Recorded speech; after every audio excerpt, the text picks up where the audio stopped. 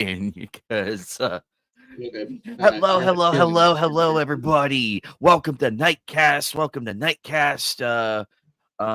We have a whole lot of news to talk about tonight. Um, from the as the title states, there is a lot of drama going on with Looney Tunes, and also the day the Earth blew up is out. So There's please, some good news about that, some positives, yes, and another and positive outcome. They yes, continue to screw up over there at WB.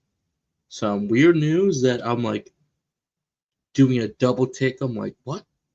I didn't expect to see this news right away. And a very an adaptation that I was not expecting at all. But let's get the day the Earth blew up right away because let's start with some positive before we get to some of the more interesting stuff. mm-hmm. And let's see, it's there's the link. Okay, so we have a lot to do with we've been pushing for Joker. How long have we been I think over scre- a year and a half now. I think a year and a half. I think a year Probably and a at best. half. I think a year and a half we have been screaming over this, and it's finally happening. Coyote Warner Brothers negotiating big sale of Shelled Coyote versus Acme movie, and it looks like Gareth West distributor financier Ketchup Entertainment is in the front running for this, and they are negotiating an all rights acquisition in the 50 million range for the animated live action hybrid project. Ketchup last year rescued the same studios the day the Earth blew up, a Looney Tunes movie. I've been hearing good things about the day the Earth blew up. I heard it was a good movie, funny. I have seen that personally myself. Took my buddies to it for a quick movie night. It was Do you thought want it to was give going a to be quick? the other night. Do you want to give a quick spoiler free? So a spoiler-free review of Day the the Looney Tunes. I know it's a mouthful. The day Well, the Earth blew up. Very big news. As a longtime Looney Tunes fan who got into Looney Tunes through the excellent syndication that was Cartoon Network back in the day, and always waking up to Saturday morning cartoons, whether it be Looney Tunes, wherever they're showing on good old CN. The day the Earth blew up, in my opinion, feels like a true love letters to Looney Tunes fans. Do I wish more Looney Tunes were in it? Yes, but think of this as your big adventure with Daffy Duck and Porky the Pig. There were just non-stop jokes left and right that my side was hurting because it feels like something from the era of the Chuck Jones era, very much Chuck like, and it's traditional 2D, well at least 2D and hand drawn, so you can't go wrong with that, and it feels like a very big special, a big hey, celebration. The plot starts very simple enough, like you see in the trailers, where the astrology guy he's looking up is like, wait, that looks like a meteor. It's gonna, and then hilariously pursues after that. You know, there is an invader, but without spoiling the invader too much, this guy probably gets the biggest laugh out of everybody. But it feels like a classic Looney Tunes with the classic A plot of just Daffy and Porky the Pig just trying to save their home while going through a classic Looney Tunes show. So for the modern era, so this combines both the old and the new, and it meshes so well without really spoiling everything.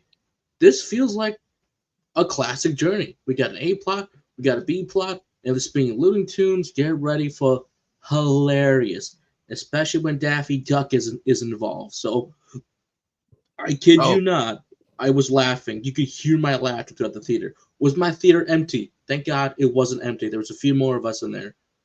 But wow, this is like a love letter to Looney Tunes fans. I say if If you want your kids to go see this, please see this now, immediately.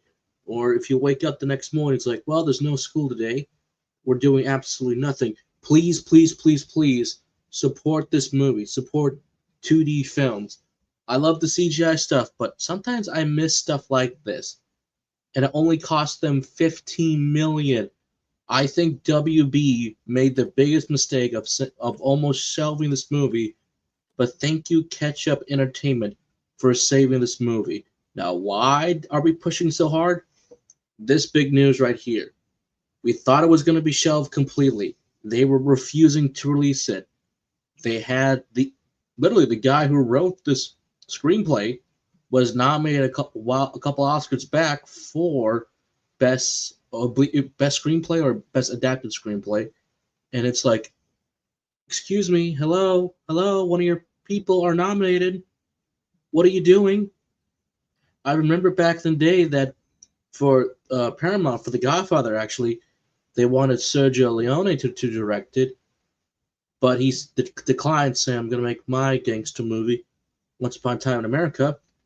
So they hired Francis Ford Coppola, but one of the producers or the executives, didn't like Coppola, and it's like, no, you're going to be fired. That is until he won the Oscar. And then it's like, what are you doing? What are you firing him for? So Exactly. that saved Coppola's job right there.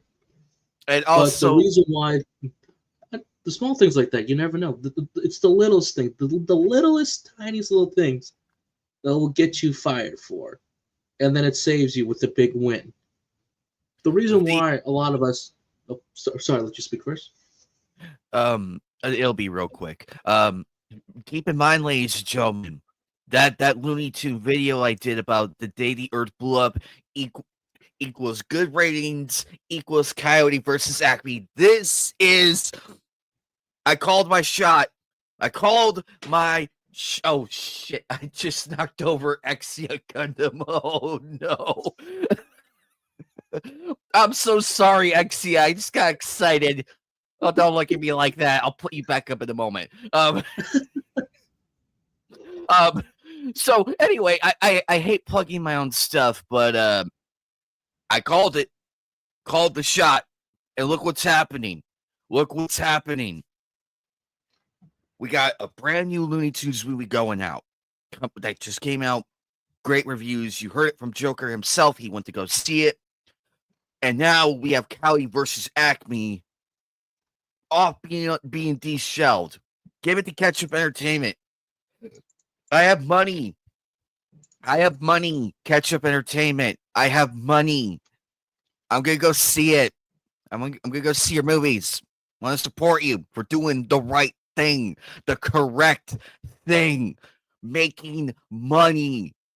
You're giving us, the fans of this beloved multicultural icon called Looney Tunes, a fairer chance than anything we have ever seen. Please do it. I don't care how much it costs. Do it. Oh, and keep in mind, this is the same. Warner Bros. Is the same company who turned down 3 different offers. They're like, oh, it's too expensive. Yeah, that does not meet our requirements. Suck out of here. Anyway, Joker, what were you about to say, though? Go ahead. Okay, so the reason why there was this big push for Wile E. vs. Coyote, because, well, Warner Brothers being the whole since the AT&T years, because AT&T thought we can get in the film industry if we buy out a company or whatever the deal was with AT&T. Long story short, they bought out Warner Brothers Pictures.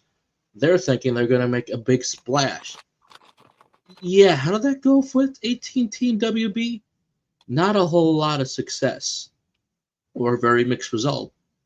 You add in the pandemic, and even before all that stuff, it wasn't really looking that great. Spending, as people say, spending too much money, getting very little profits in return, or barely even making a profit. And with the lockdown, sadly, that just sped up the process. So what do they got to do? Well, we got to sell off anything we can to hopefully be bought up by somebody. Hence now, Warner Brothers Discovery. And with David Zaslav as CEO now, let's just write a text right off on everything. Everything. This being one of them. A movie that was completed. Shot, film, completed. It's ready to go for the public to see. No, we're not going to release this movie. You don't deserve to see it. And I think with a lot of films being canceled by WB to being shelved, like, I don't know if the Batgirl movie would have been bad or good. According to James Gunn, he did state if that movie did release, it would be very bad. I'm like, okay, that's one word, but who knew? Some of the behind the scenes stuff look okay, like first looks or quick glimpses you can find on YouTube still of them kind of filming the production. It's like, it doesn't look too bad, but I don't know how the film was going to be. No one knew. Hey, Sailor Moon Dude 2009, you're new to this. You're new to the stream. Hello, Welcome. hello, Sailor Moon Dude.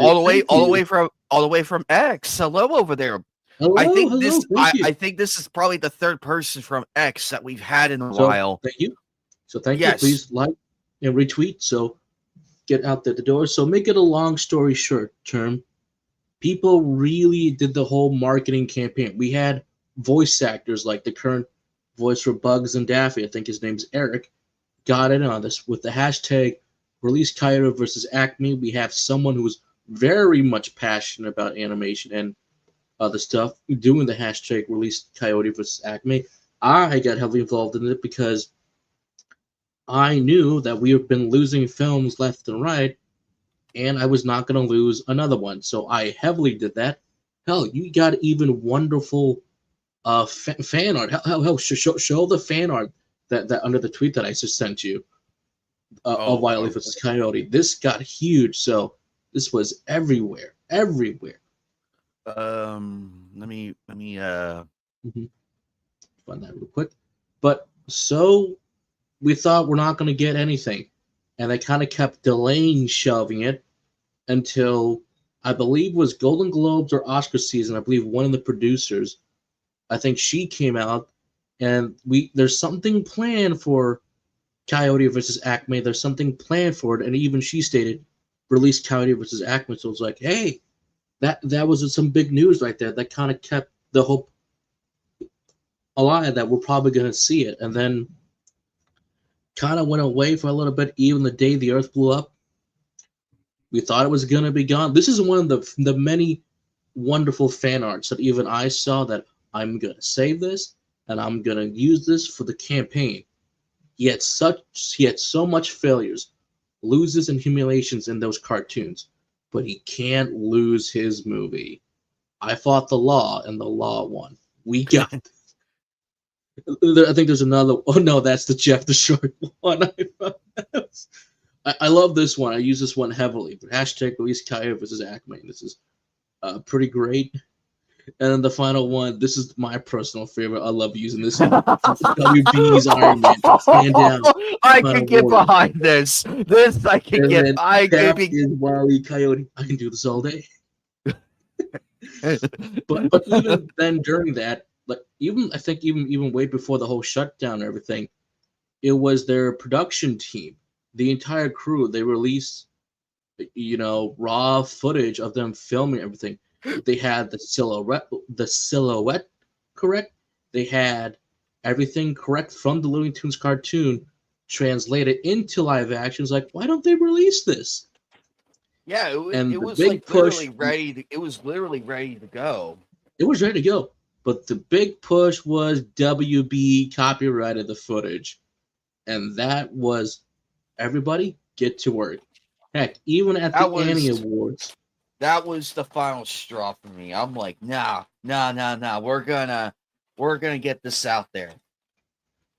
And the big push was from, like I said, Eric, the current voice of Daffy and Bugs at the Annie Awards. He did a funny little skit acknowledging stuff that, gonna be bad, Daffy. We could be Wile E. Coyote right now. And everyone will laugh, and then you hear release the film. And then he's in his Daffy Duck voice. He's like, I hate to be political, but release Coyote versus Acme. I remember that. I was like, yes. But then he also made a We good funny we joke. got we got crapped on for this because they're like, shut up. We had all the haters. Everybody was hating on us Yet for you got the main guy, the current guy, who's like, release the film. But you did releasing. finish the night with the joke as well, saying, and now that that's over, as in my career, let's hand out some awards.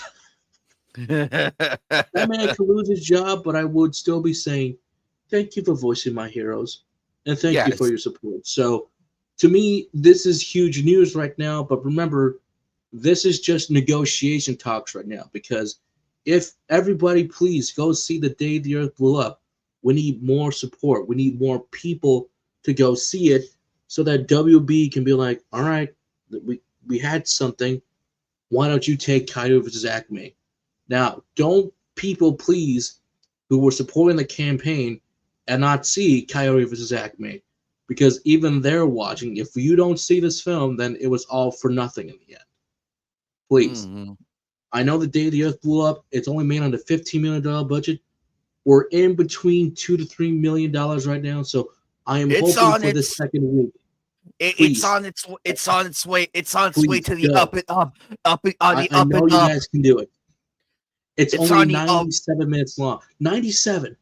97. Oh, someone just asked the perfect question. What's Coyote versus Acme? So this story, the synopsis is this. After many years of not getting the Roadrunner, after all these years, Coyote ponders and wonders.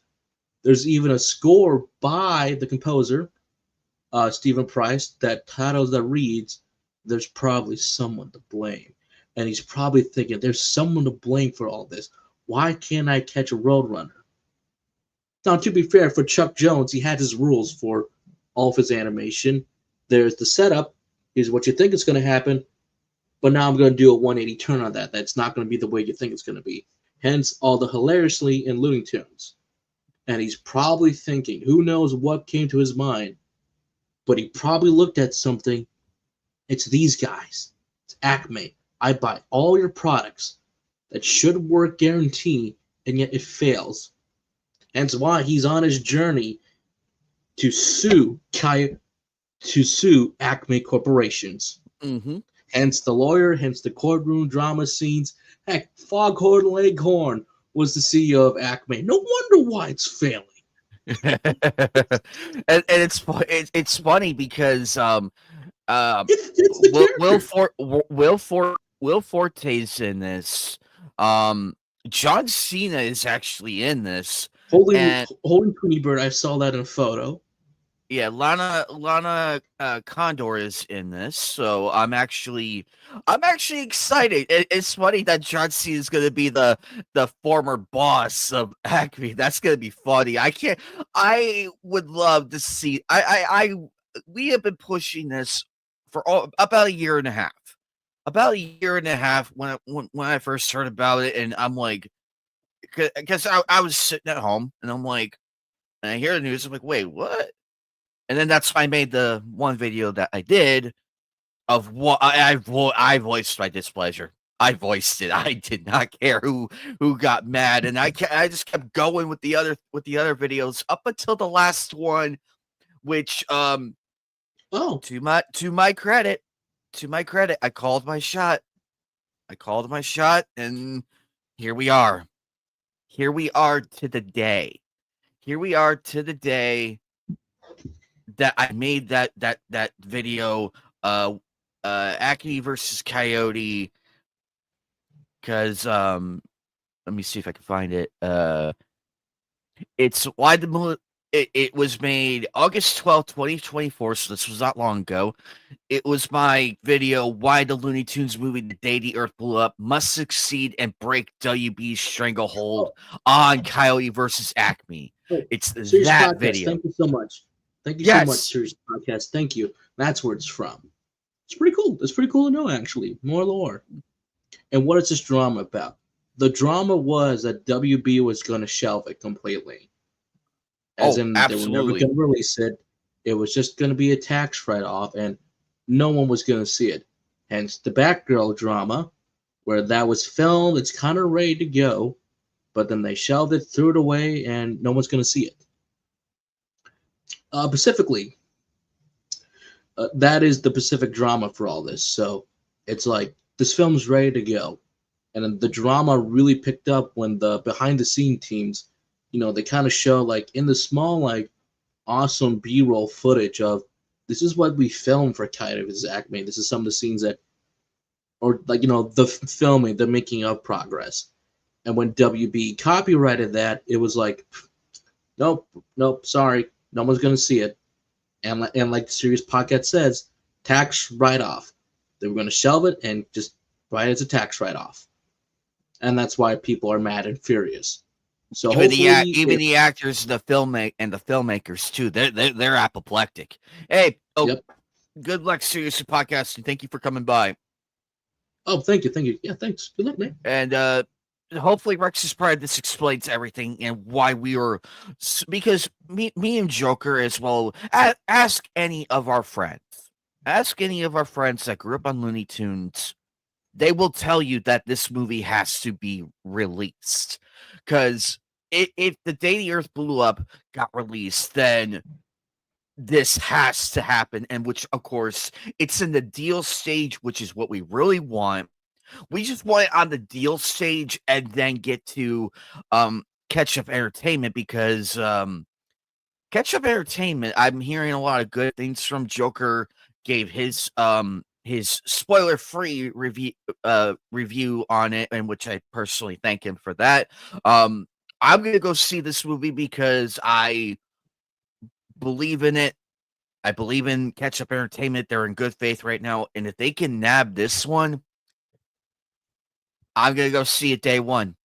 I don't fucking care how much the tickets cost. I'm going to go see it and sit with a giant-ass bag of popcorn and pop and candy and all kinds of stuff and just pig out during the showing.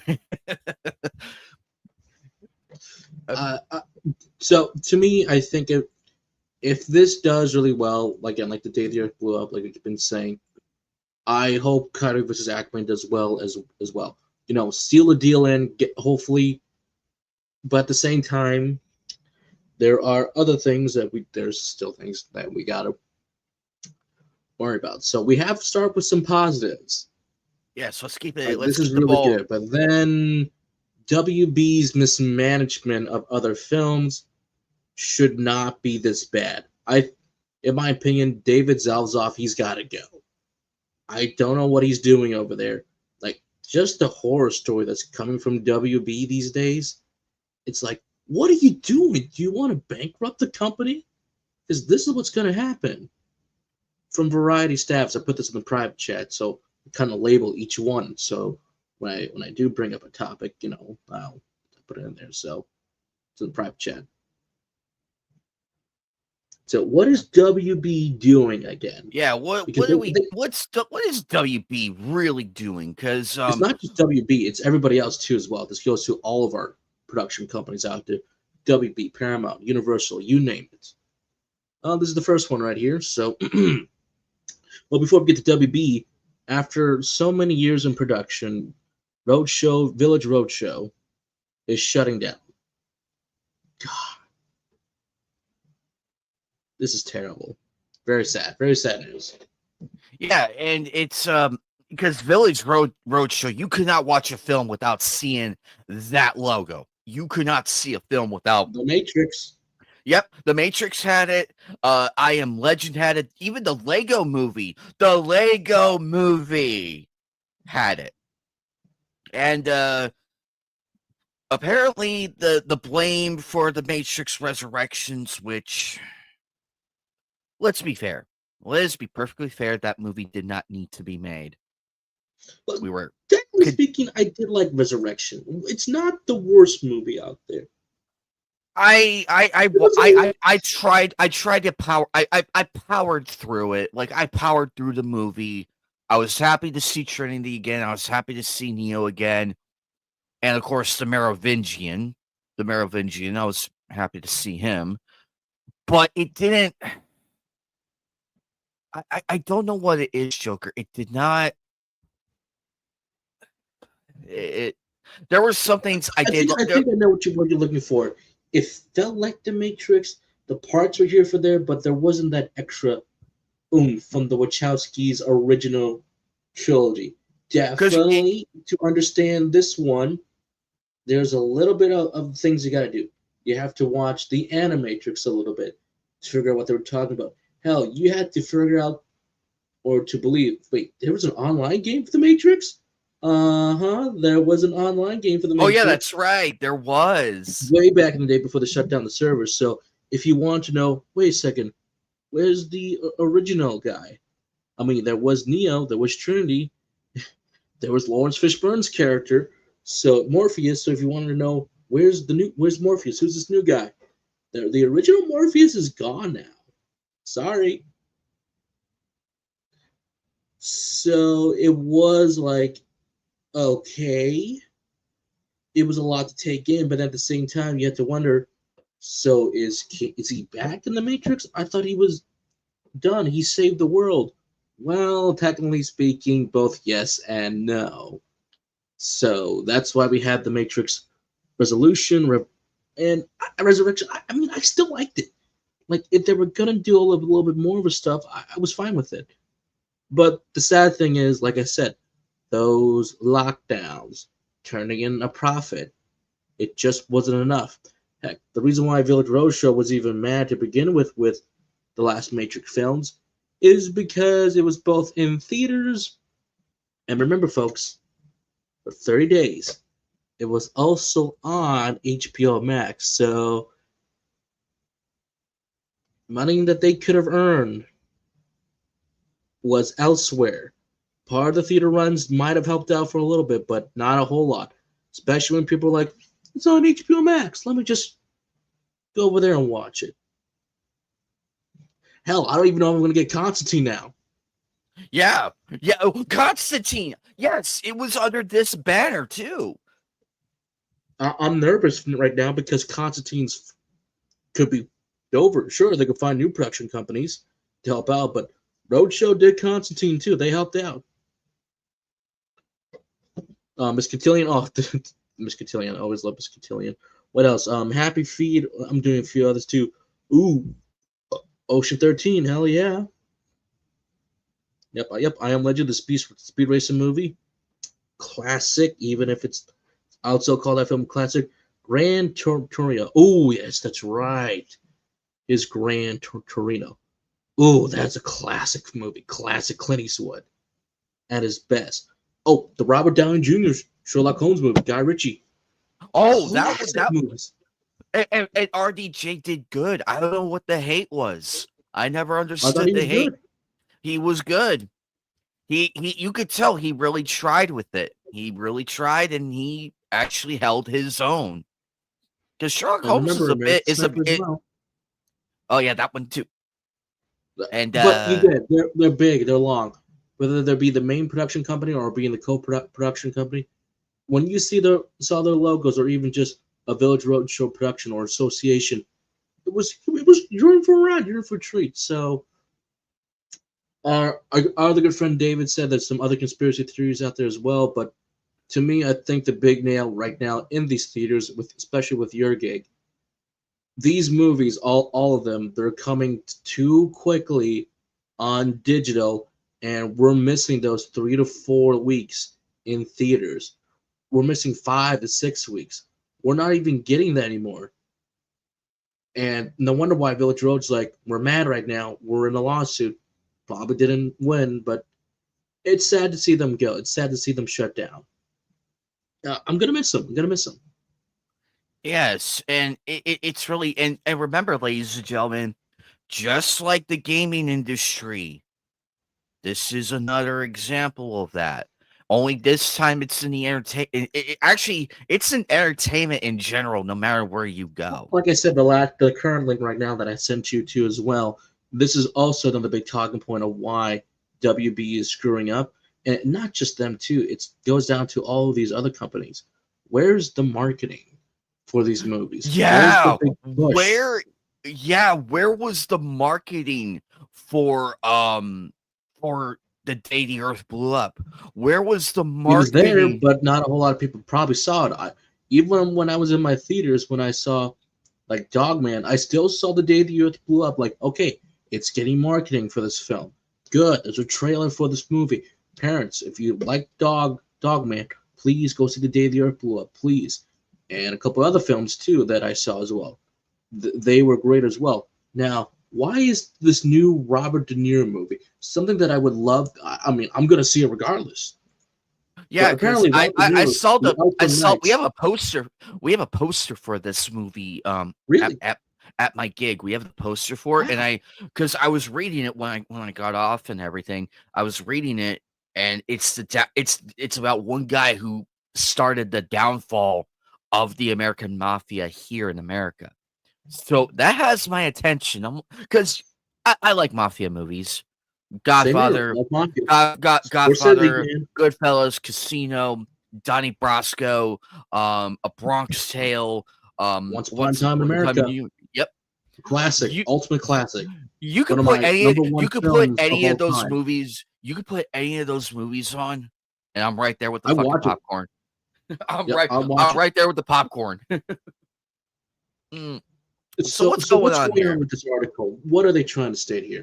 Well, apparently this new film, The Alton Knights, is shaping up to be one of the year's biggest flop. 45 million R-rated mild drama is only aiming to make 2 to 3 million domestic Oh, debut. oh, Now, to be fair, I'm glad the budget is only 45 million, yeah. but the problem is who is marketing these movies? Oh wait, it's by WB, and you're telling me this film comes out in 2 days? 2 days? And guess what's coming out tomorrow? Guess what's coming out tomorrow? Oh wait, Snow White? It's gonna take Snow all the White. spotlight away? Yeah, this is horrid timing for this. This is Horrible timing. horrid. Snow White's gonna take all the marketing away. Granted, families, Disney, recognizable brand, but for us big mafia guys, big mobster fans, I saw this movie when I saw what film was it? Mickey 17, and me and my buddy when we saw, I'm like that looks good. Heck, even like the new Steven Sondheim movie that had Kate Blanchett and uh, Benedict Cumberbatch in it. No, not Benedict. Was it Ben? No. Ian. Oh my God, hold on. Michael Fassbender. There you go, Michael Fassbender. I might see that movie tomorrow with them because I have a short gig right at that point. So I'm like, I might go see this movie tomorrow night if they're available, or I'll just go by myself because I'm like, I'm sold. And like I said, stop spending $100 million on these films. Somebody's listening to me, but the fact that De Niro is playing two different characters deserves your attention alone. At least he's playing two different people. Yeah, because But he played I know for a fact he played he did play he's no stranger to double roles and everything. He's no stranger to he's that. done it before, man. And also he was fine with with the de-aging thing, like coloring his hair and The everything. Irishman. I know And it's the real Irishman. weird. It's It was very it was weird at first, but once they keep on going, it's like, you know what? This works pretty well. surprisingly in the movie Casino when they're discussing the backstory of Ace and how they met and everything when like before they did the Vegas takeover, um when they're explaining like where you get $62,700,000 from, you go to them. And De Niro had his hair colored at that time. He Oh had yeah. his hair colored, and it looked good. And of course, Joe Pesci had his hair colored for that scene too. I say both of them looked really good. It was done at the correct time with the correct thing, and it does not hurt. You couldn't even tell. Like you just couldn't tell. Like You could look at tell a little between bit with these a two little. because It's you can it's tell a how they little bend bit. their backs. It's how Yeah, they bend their backs. Like when they're stopped at the pit stop, looking at the engine, like, oh, this is what you got to fix. That's when you really can tell that okay, these aren't younger actors in here. They got the DH face or the face paint on them. you can tell, okay, that's really old people looking at the car and the truck engine, or when he's fighting the store I owner don't who accidentally hit his daughter, accidentally. because this is fine right here. I This think is that looks like normal Robert De Niro. Like it still looks good. You tell it's a little bit more DH, but it looks pretty good.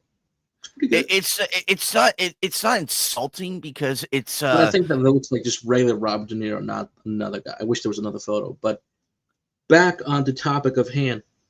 Again, this is horrible marketing. I barely saw anything, even on YouTube or like social media out there. I barely saw anything in the theaters except for that one time seeing Mickey 17. And you're coming out during what Disney's betting on to be their big hit of this year, outside of Thunderbolts. yeah, Disney is pushing this.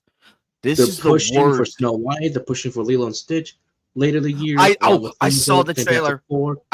I saw the trailer while I We was can talk about a little bit about that after this, but this is horrible. And David Zaslav needs to go. Why? Because Mickey 17 is already coming out on digital, not even ugh. 3 weeks. And I love Mickey 17. That was a really good movie. Again, Robert Pattinson's playing 17 different versions of the one guy, or 18 versions to be say the least. It's a really great movie put on by my favorite directors, Bong Joon-ho. You probably heard that name out there. I'm sorry if I butchered it. By the film called Parasite that won all 4 of its Oscars: Best Director, Best Picture, Best Adapted Screenplay. No, it's original. Is it original screenplay? And Best International Film. So, and even he stated when he won, he thought he was going to be done for the night, but he kept on winning and winning. And the biggest thing he said that once you get past those subtitles, a whole world of cinema opens up to you.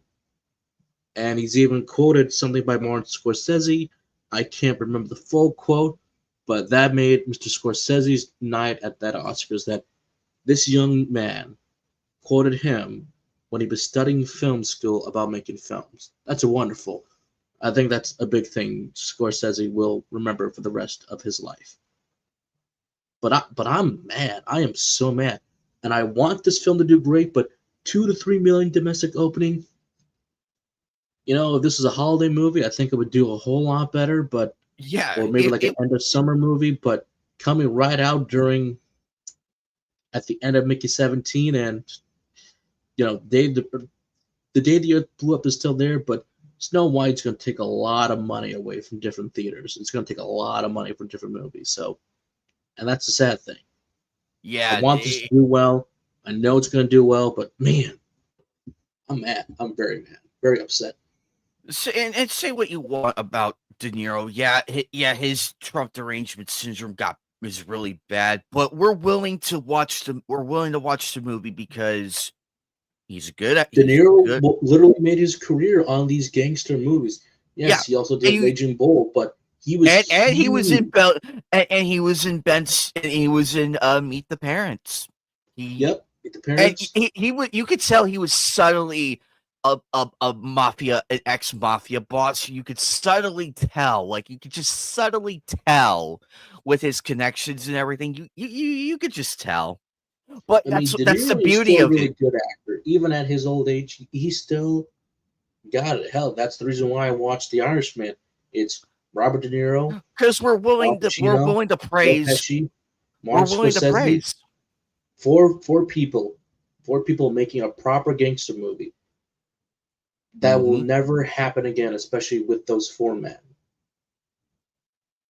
Oh, And that's something to absolutely. think about. And he's still making gangster films with De Niro at least. So Uh, Pacino and the others are kind of slightly done, save for Scorsese, who's doing a Hawaiian gangster film. But this is it's kind of sad that the age of seeing hell. I'm almost gonna say this.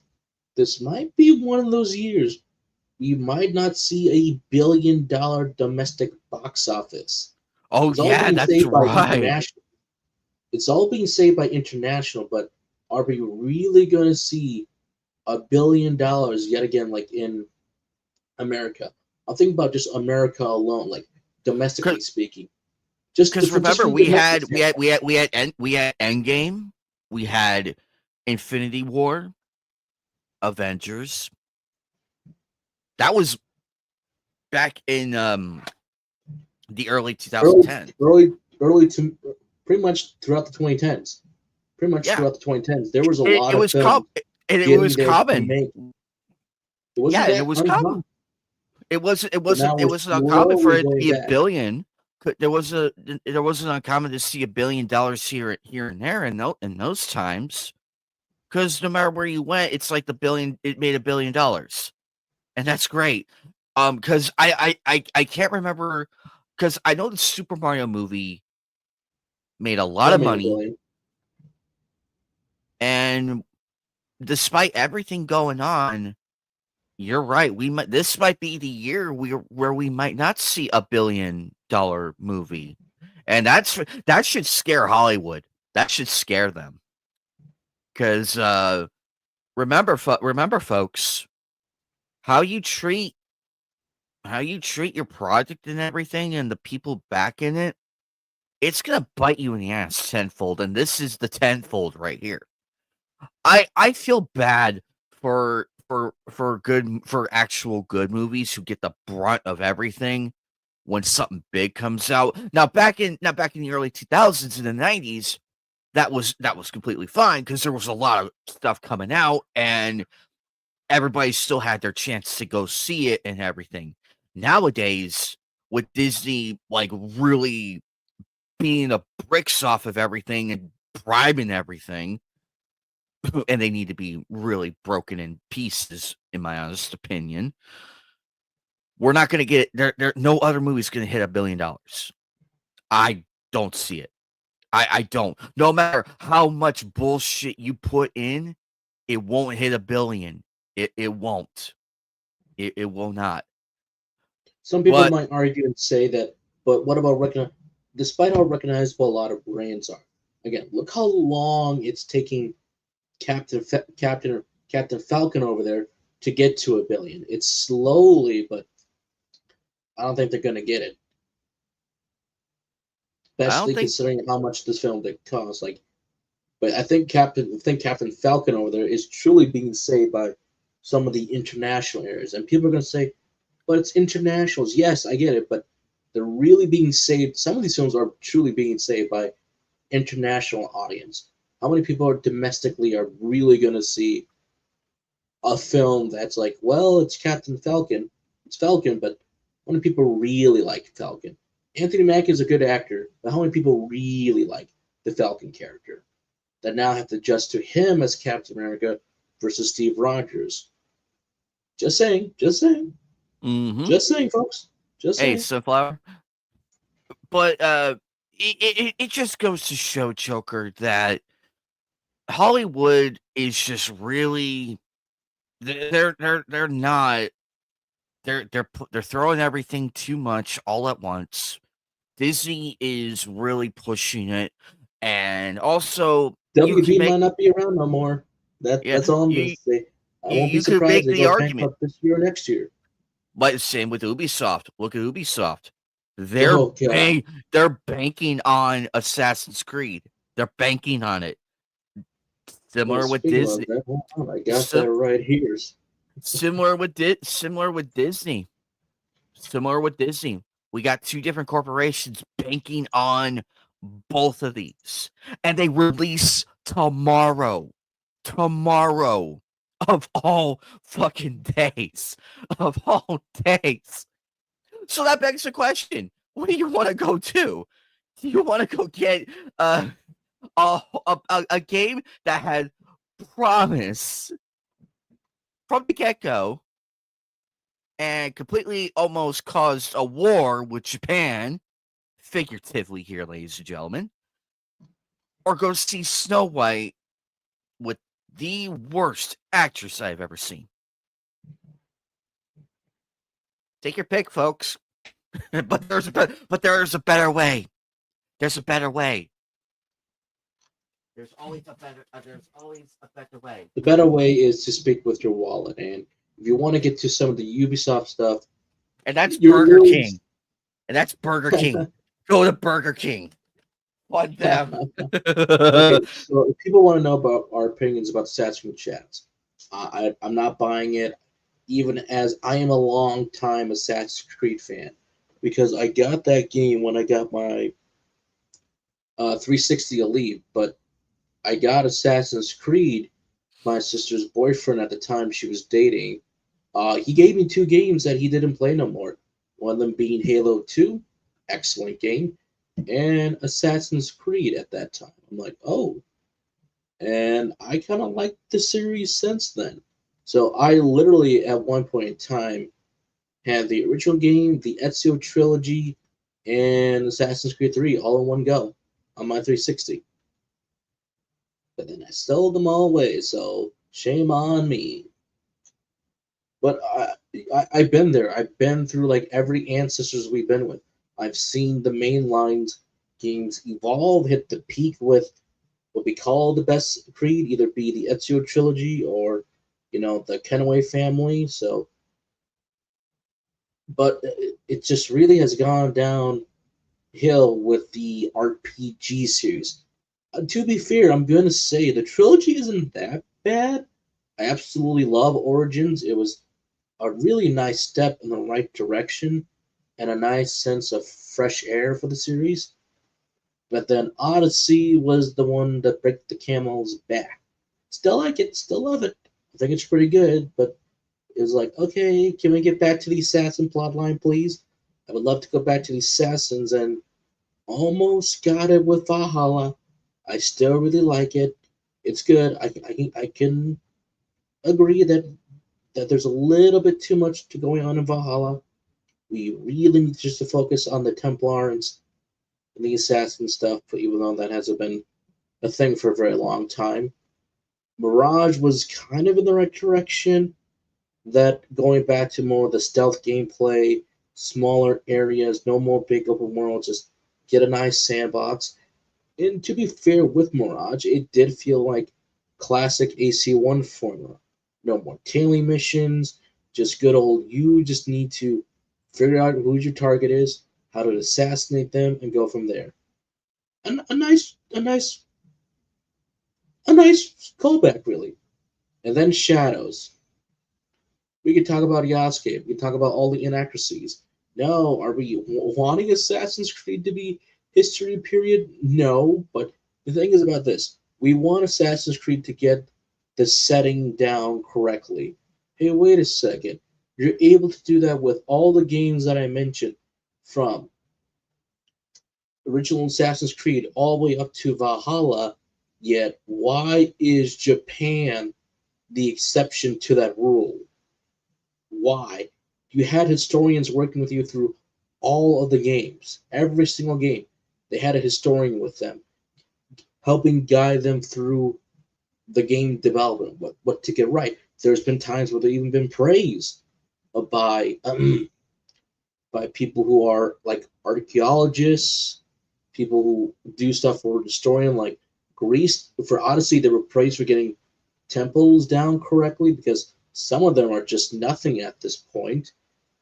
Or like in France, for Unity, they got French Revolution.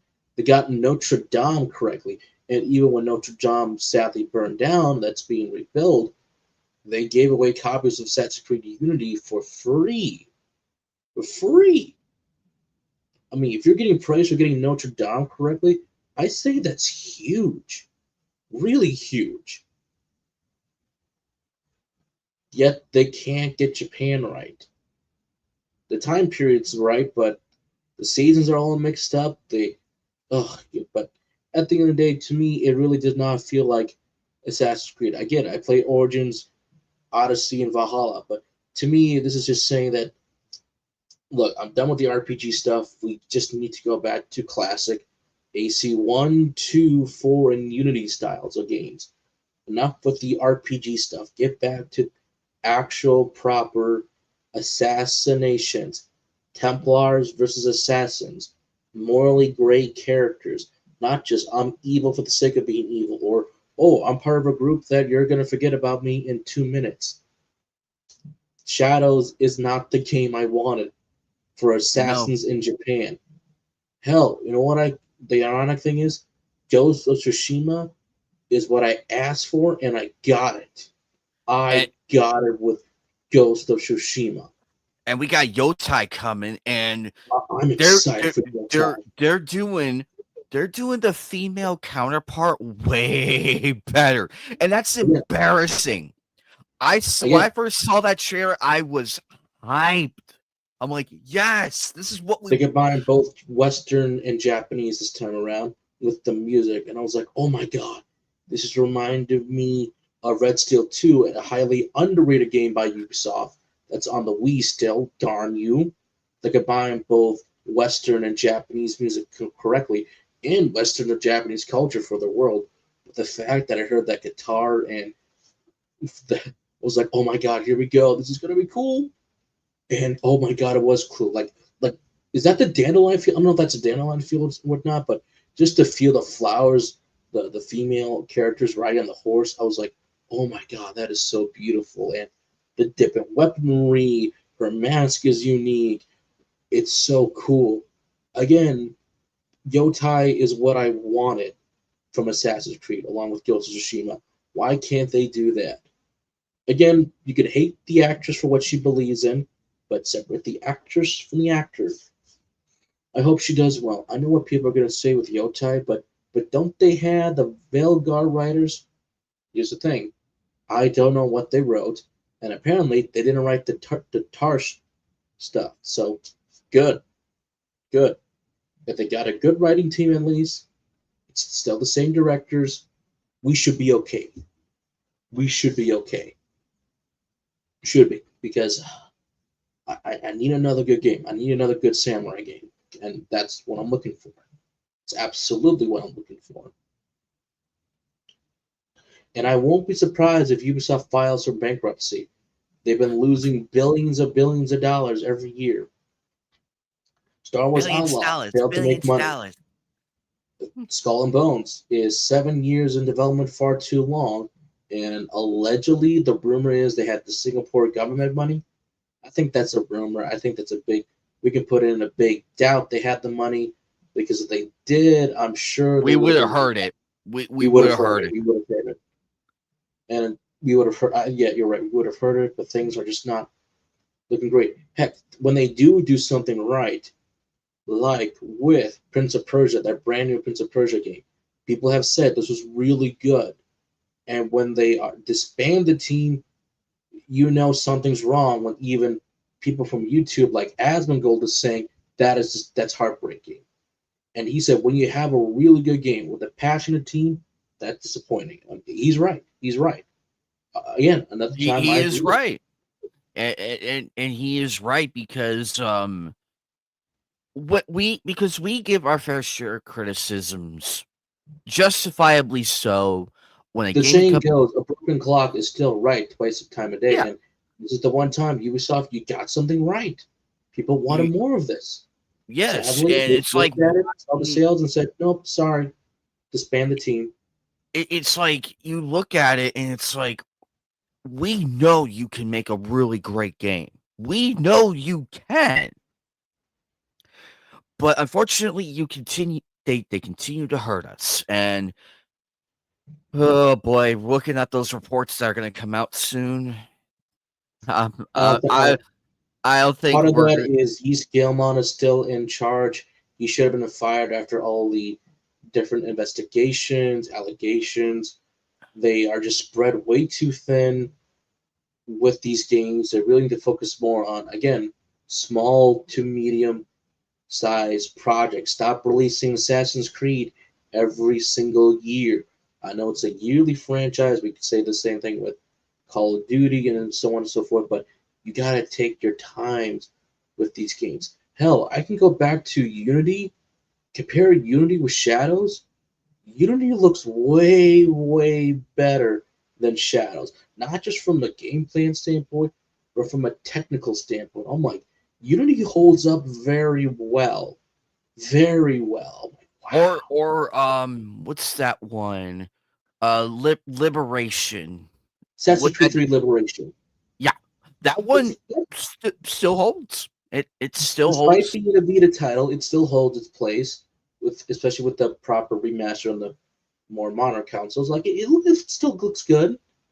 Story's a And little so decent, and then go to Assassin's Creed 3, just the game itself, it still holds. still holds. Although It, the HDR feature is weird in the PS4, no PS5, because apparently it's a bug in the game. I'm like, oh my god, and it's still not fixed. So if you want to see the proper game, what it looks like, you have to turn off on your PS5 the actual HDR feature, turn off, and then it looks way better. I'm like, oh my god, that was a godsend. Good thing I found that when I re-download the game. But at the same time, people have talked about it's their darn stories. Like, what is the story for Shadows? I don't know. But apparently I heard, oh, it's more different people trying to take over the regions. I'm like, can we stop? Like, why can't we just get Templars versus Assassins again? Please, is it that hard to do? Also, don't get me started on the acting. Oh God, have you seen that clip?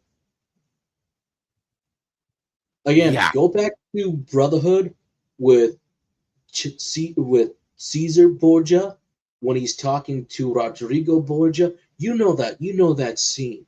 You know those dialogue when he is like when his father's saying, "Enough is enough. We've lost a lot of people. The assassins are coming for us. You need to stop. This is not what I wanted." Again, Rodrigo Borgia is a terrible man, but even he realized we need to stop. You need to be stopped. Hence, he poisoned his own son. If I want to live, no, if I want to take, I take. If I want to live, I live. If I want you to die, you die. But I can't do as great as that actor, but wow, what a great scene. What good writing is. What good acting is. And then there's him with his sister. It's me, I'm your queen. You are just my sister. You are not a queen.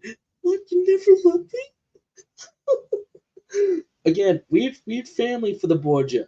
But again, just the way Caesar alone demands your presence. Hell, even his introduction is great is of I know you're there, Ezio. The Pope told me about you and your little friends. And this, like he defeated Mario. He's got the apple. Then he shoots him. That's a villain. That is a proper villain. You have proper motivations. You know who your main target is. That's a great start for Brotherhood. I wish the game was still a little better, but again, I don't care. It was still a great game. Even let's see here. Hell, I'll give Assassin's Creed 3 this. They brought back morally gray Templars. Were all the Templars evil? Not necessarily. Like Pitcairn wanted to stop the war. Even Tom Hickey said that I wanted to kill Washington because I do not believe he was going to be a great general, and we need to replace him with somebody else like Charles Lee. I'm like, okay, okay. Even Hathan. The reason why Hathan works so well because you think he's with the assassin. We have the hidden blade. We have the eagle vision. He's our ancestor, so we can't get any more memories.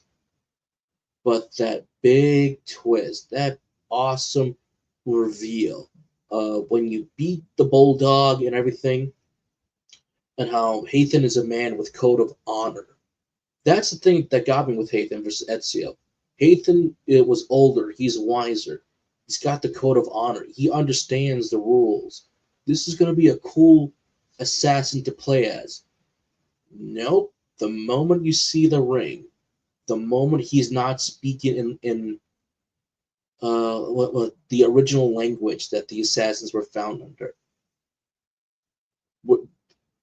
that's when you go, uh-oh, what is this? Welcome to the Templar Order. May the Father of Understanding guide us. May the Father of Understanding guide us.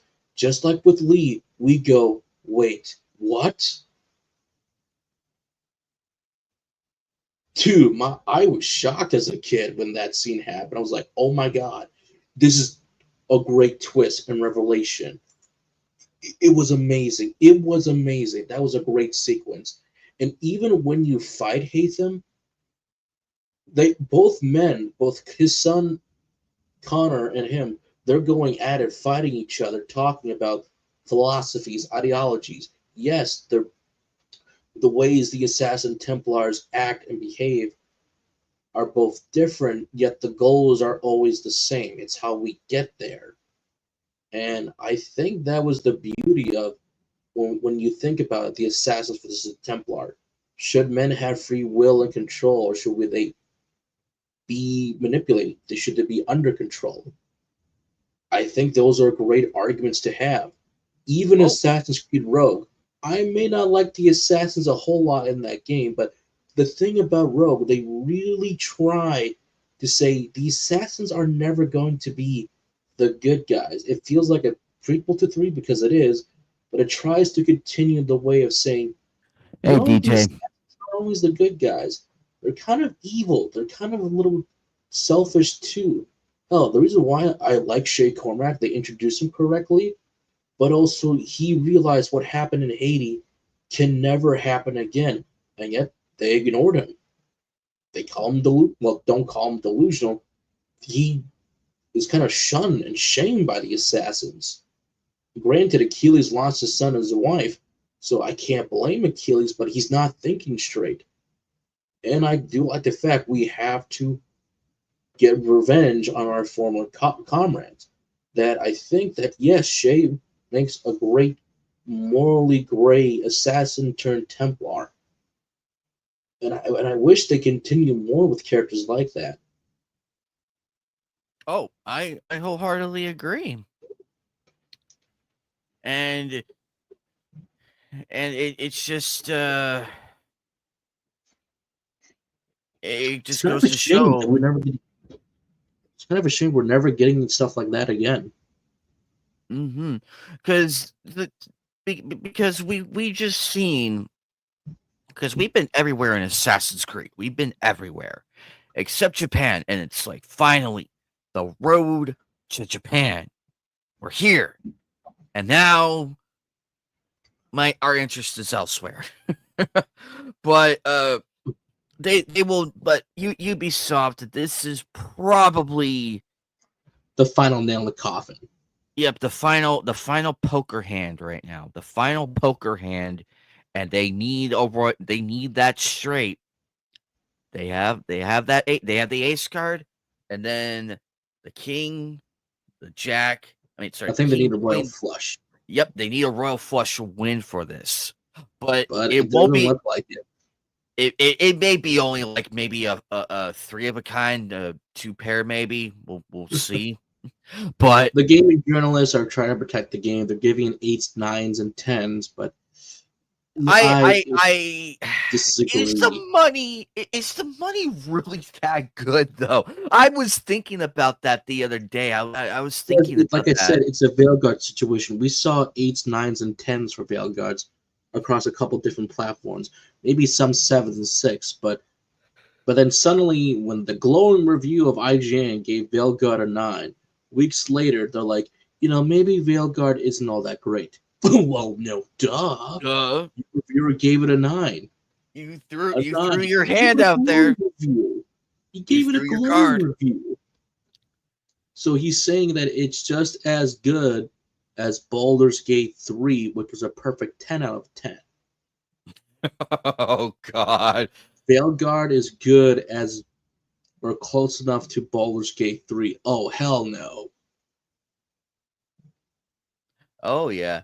They are gonna... Yep. It could be privatization. That could happen. Could happen. Trying to be bought up by Tencent. At least that's one of the big rumors. They want to be bought up by Tencent. So, but again, they used to be my favorite companies, but now they're not. And this goes to across all entertainment, not just on the video game side thing. You look at a lot of companies; they seem to be good on the outside, but on the inside, there's war stories. There's war stories of people saying, "Don't work for this company. Don't work for that company," either from the West or the East, because At the end of the day, they're here to make a profit. We understand that. But not at the sacrifice of employees, not at the sacrifice of you just gaining money. That's why there's been a lot of call out by different employees across the industries that know the truth. What do you make of this, Joker? What do you make? Shareholders of the companies were debating how to structure a buyout of the company without reducing the founding of family control of it. I mean, like I said, Yves Guillemot, his family, they've been around with Ubisoft for many years. But I think part of that, I think there's some truth in that sentence right there. I wish I could know more about it, but I think Sunflower is onto something. I think very much she is, hence why they want to go private. So one, the family's still in control, or get bought out by Tencent and hope to God that they can stay in control.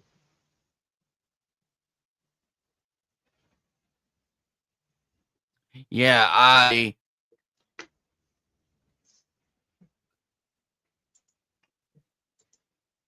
It's there. I think something is in there. Yeah, it's there because we forget sometimes that actual families have founded these companies. Like Paramount, I know for a Keep very long us time, the family keep for us Paramount. Sunflower, keep us posted on Yeah, keep us that one. posted on that because I know for Because decades. that's actually a very interesting footnote we could stamp on there. That's an Because interesting phone because no one knows about that. That's the creepy thing.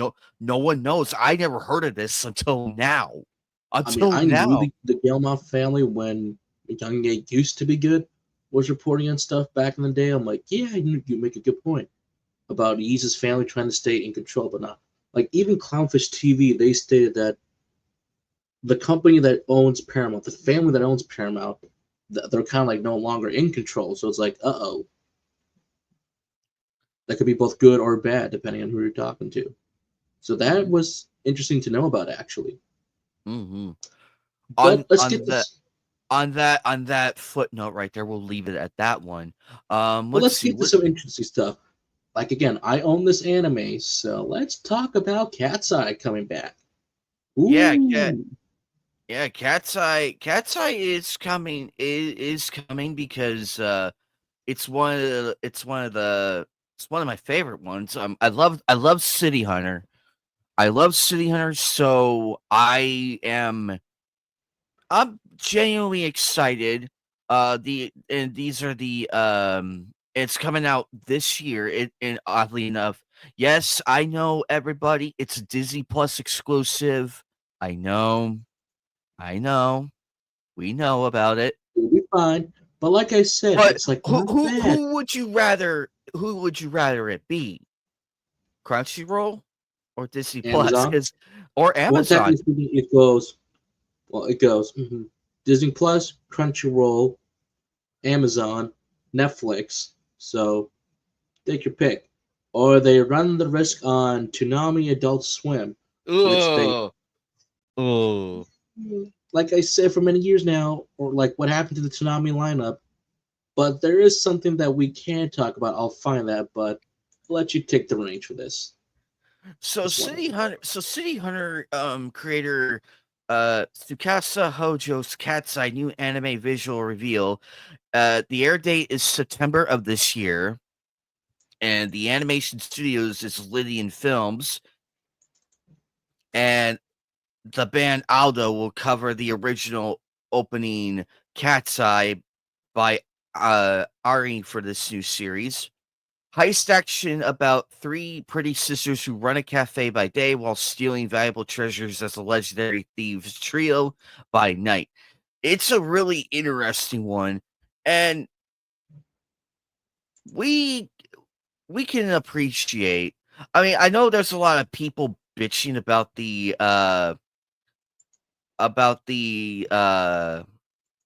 art and everything, but you can give what you can give. Hey, Eagle Rider. Hey, um, so Joker, what do you think? What do you think on this? Well, I saw the Blu-rays. I think I'm only on like the third or fourth episode of Cat's Eye, and being a classic anime, love the art style, love the aesthetics. Was it 70s or 80s? Hold on, what was the original that came out? I think it was like an 80s anime. I think it was. I could be wrong. Yep, 19. Hold on.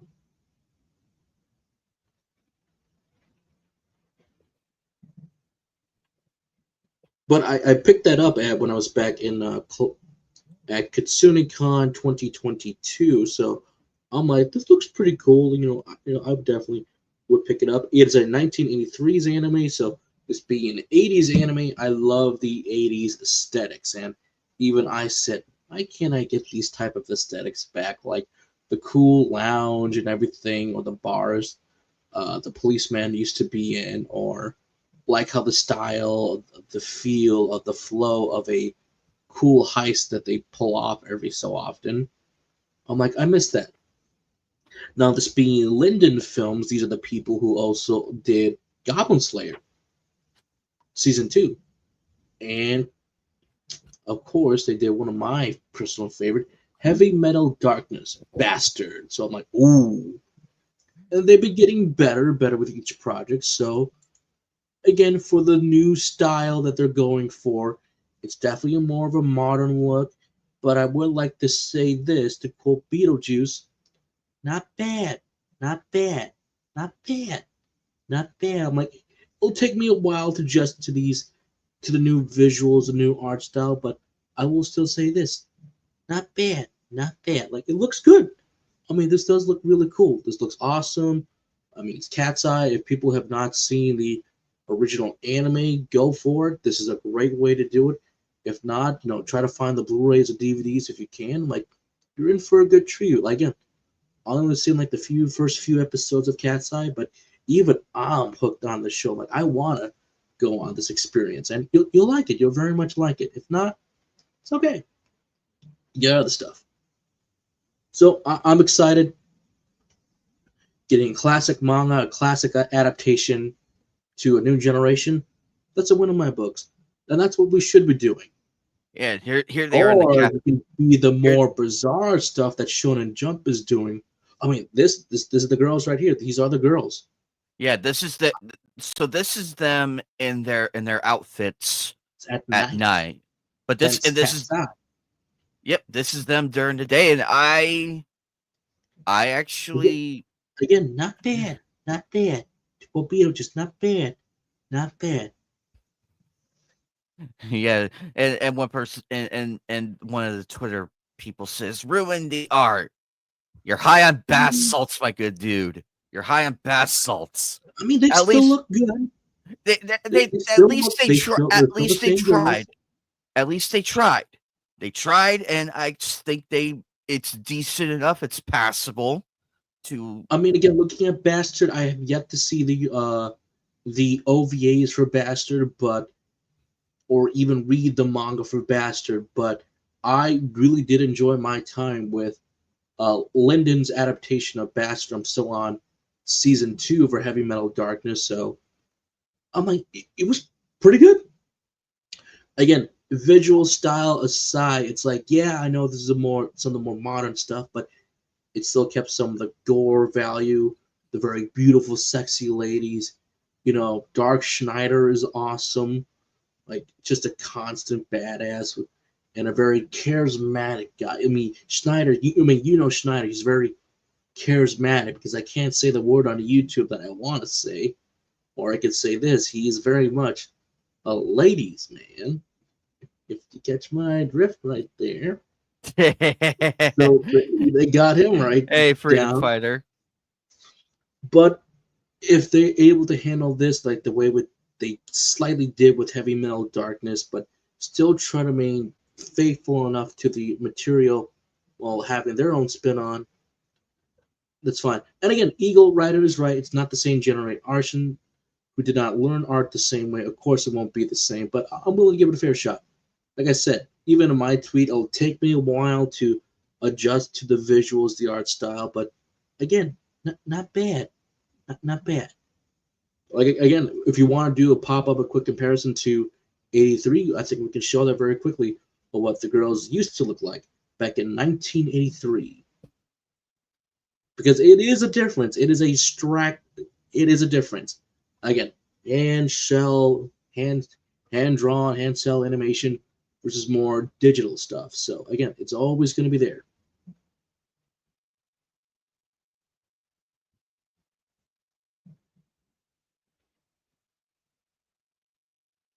Back when I was, back in my day, like again, still looks good. Still looks good.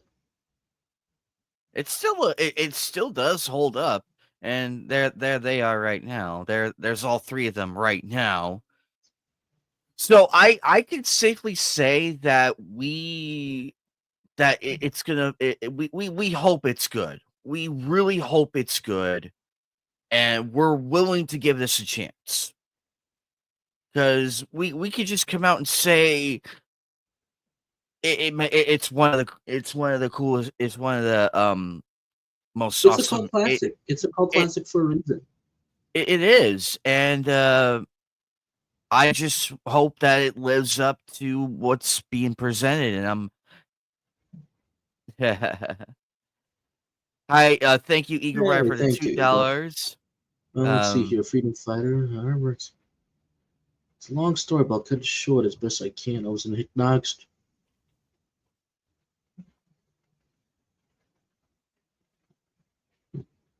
Wait, what? Really?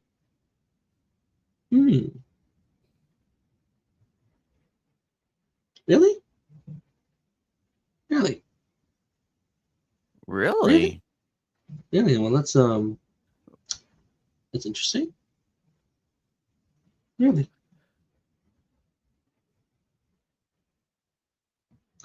Oh, the optional stuff. Funny enough, the optional stuff is also not canon. Oh, I think that's Naoi and her romance option, and then Yasuke with his. But at the same time, why is Yasuke going? The more we talk about shells, the more headaches I get, and the more I'm like, hey, thank you. I'm just a little more baffled and everything. So yeah, I'm shocked of Freedom Fighter. yeah. I mean, I know Hypnotic and everything. I know that. I know it's not his doing because he does have mods and everything. So it might have been a mod, but I Could have been a know modder, but no. But Hypnotic himself, yeah, that requires a lot of explaining because I already highlighted that. Because under normal circumstances, the only time I would ban somebody is if they're like being very unruly to my guests and my friends and everything in the chat. But a difference of opinion like that, I mean, a difference of opinion and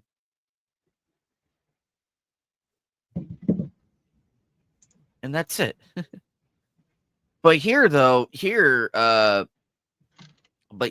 Fighter, we just talked about Assassin's Creed and we got some interesting stuff that we were talking about. So Joker, I mean, there's some more stuff. We want to talk about good old Power Rangers? yeah, Yes, in the news. and it's Just in the news. developing story, folks. This is the developing stories. You got two longtime Power Ranger fans. This, I'm still mixed about it. We'll see. Again, I'll never know what Netflix is going to be, what the original plans were going to do. I have stated for a very oh hey Yeah, Hey, she asked to join. So okay, that's fine. The more the merrier. I need to hang out with you more often. You're not around as much when I can be here on the weekends. Yeah, okay. Plus, I like your more serious chats. Yeah, it's like I don't think we ban people very often. Hell, the guy that was ripped apart by the whole group of guys last Sunday, I didn't ban him, even while he was sitting there saying sexist shit to me. I just let the guys yell at him. We don't ban people often here. We tore that guy apart. So Joker, here we go. So Eagle Rider, try and stay with us on this topic. Try and stay with us. So we'll explain it as best as we can. But so Joker, we're about to talk about Power Rangers, right? Just a little. This is kind of like developing right now. Yeah. So this is... apparently, this was brought to my attention by Joker, Jonathan E. Steinberg, and Dan Schatz, in talks to write, produce, and showrun live-action Power Rangers series at Disney Plus. At Disney Plus. Why are they drawing attention to it being live action when it's always been a live action show? I know that's a weird thing. I don't know. It's because they have Go-Go. I think they have Go-Go. I wasn't even a fan of it, and I know that's stupid. Come on. I know. So I think that's kind of silly, but for a while it kind of did go away. I think one of the big things that I wanted the most from Power Rangers that they couldn't do a full season, at least kind of give the older seasons, the older cast, at least one big farewell like they did with Once and Always. I kind of like that stuff. Like if that could have been made more often, then fine. But then it's like, well, I think this is still kind of interesting. It's still developing. We don't know which Sentai they're gonna adapt, but it's news for longtime fans like myself, and for those who are getting in, this is kind of cool. And back in the day, Disney did kind of own Power Rangers back in the day, from Ninja Storm all the way up to RPM. So it kind of does make sense to kind of go back to them for a little bit. It does in some ways, but you gotta be leery with A, modern day Disney, and B, the fact that just some of the comments there feel like they're not really aware of what they're getting with. And again, yeah, it may not have been my thing. I'm very sensory sensitive. There's a lot of things that just weren't my thing because they were too loud, too much colors certain ways, too much effects certain ways. So it's like, I know that I'm on the outside of the group on a lot of these things, but I can still understand the history of these things and how they became popular and stuff. And part of why Power Rangers was always popular is because it did have the crazy over-the-top colors and effects. It kind of felt like live-action anime. That's why a lot of people liked it. The very reason it was hard for me to watch is the very reason it was popular. And so if you don't hit that right, you're really going to offend the fans. So it's got to be done carefully and with respect. Precisely. So apparently, Percy Jackson and the Olympian showrunner Jonathan E. Steinberg and Dan Schatz are in talks. Already did that one. Hasbro will produce the series, which will reinvent the franchise for a whole new generation of fans while delighting those who already know and love the world of Power Rangers. So, go ahead. I was just going to say, there is that concern of, can we stop remaking everything and just focus on more new shit? But then again, there are some things I can give forgiveness to doing the remakes of. I give forgiveness to doing the remake of Night Court. I understand it was Lara Kett doing that to honor his castmates that passed away, stuff like that. So there are justifiable and good times to do that, but it's got to be the right thing. The problem is we're just so heavy saturated with remakes and reboots and retellings and sequel, prequel stuff that there's so little new anymore. Precisely that, and it just goes to show that they're like, oh, well, we don't know what we're doing, because in the early 2000s, because from what I can remember, we had a whole slew of them come out. Like we had Dino Force, we had Dino Thunder, we had Mystic Force, we had Space Patrol Delta. A whole lot of them come out, and they were new, different. They were under the Power Rangers banner, but they were different ones, and they had different plots going along, and different stories and different characters. That's what separates them. Yes, it's under the Power Rangers banner, but you can make it work, in which, of course, they did, and that's why me and Joker and Abolition American are huge Power Ranger fans, because we respect the series and everything, even the bad ones. But you can make the argument, though, that you can make the argument, why are we doing more? It's always been live action. I just don't understand. They could have just said, we're coming out with a new Power Rangers series at Disney Plus. That would be completely fine. You don't have to say. The reason why they said live action is because Go-Go Loser Ranger is more of a satire on the Super Sentai Power Rangers is on Disney Plus. So I'm like, okay, that makes sense. I think that's my reasoning. Yeah, I think this comes down to also hoping not just to get some viewers on the new series and try to bring some people back to Disney Plus because of how bad their numbers are tanking, but hoping if they play this and they put up a bunch of the old shows, they can get people to start binge watching them all so they can get more numbers for their views. Mm-hmm. It's very calculated with Disney. It always has to be. They just don't know what they're doing anymore. They don't know.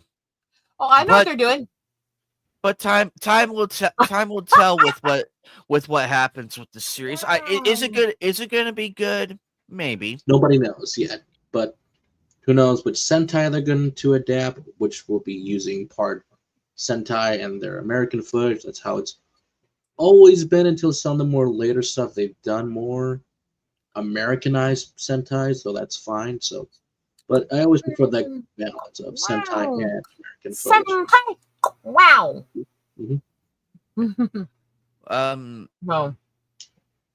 Well, we'll see what happens because with Power Rangers, I mean, you can almost do anything with it. You have a big enough cast and characters to make a really damn good show if the focus is there. It's one of those franchises that you can make it work still without bastardizing a few things. It doesn't have to be concurrent. It does not have to be lore driven. You can make a brand new Power Rangers and set it in that universe. And we can hate Disney and still acknowledge when they actually do things correctly too. It's not 100% guarantee every new thing Disney does will suck. 99%, but sure. But not every so often they do something that's still actually cute. Then you look at them and go, who the hell are you? But they still do it.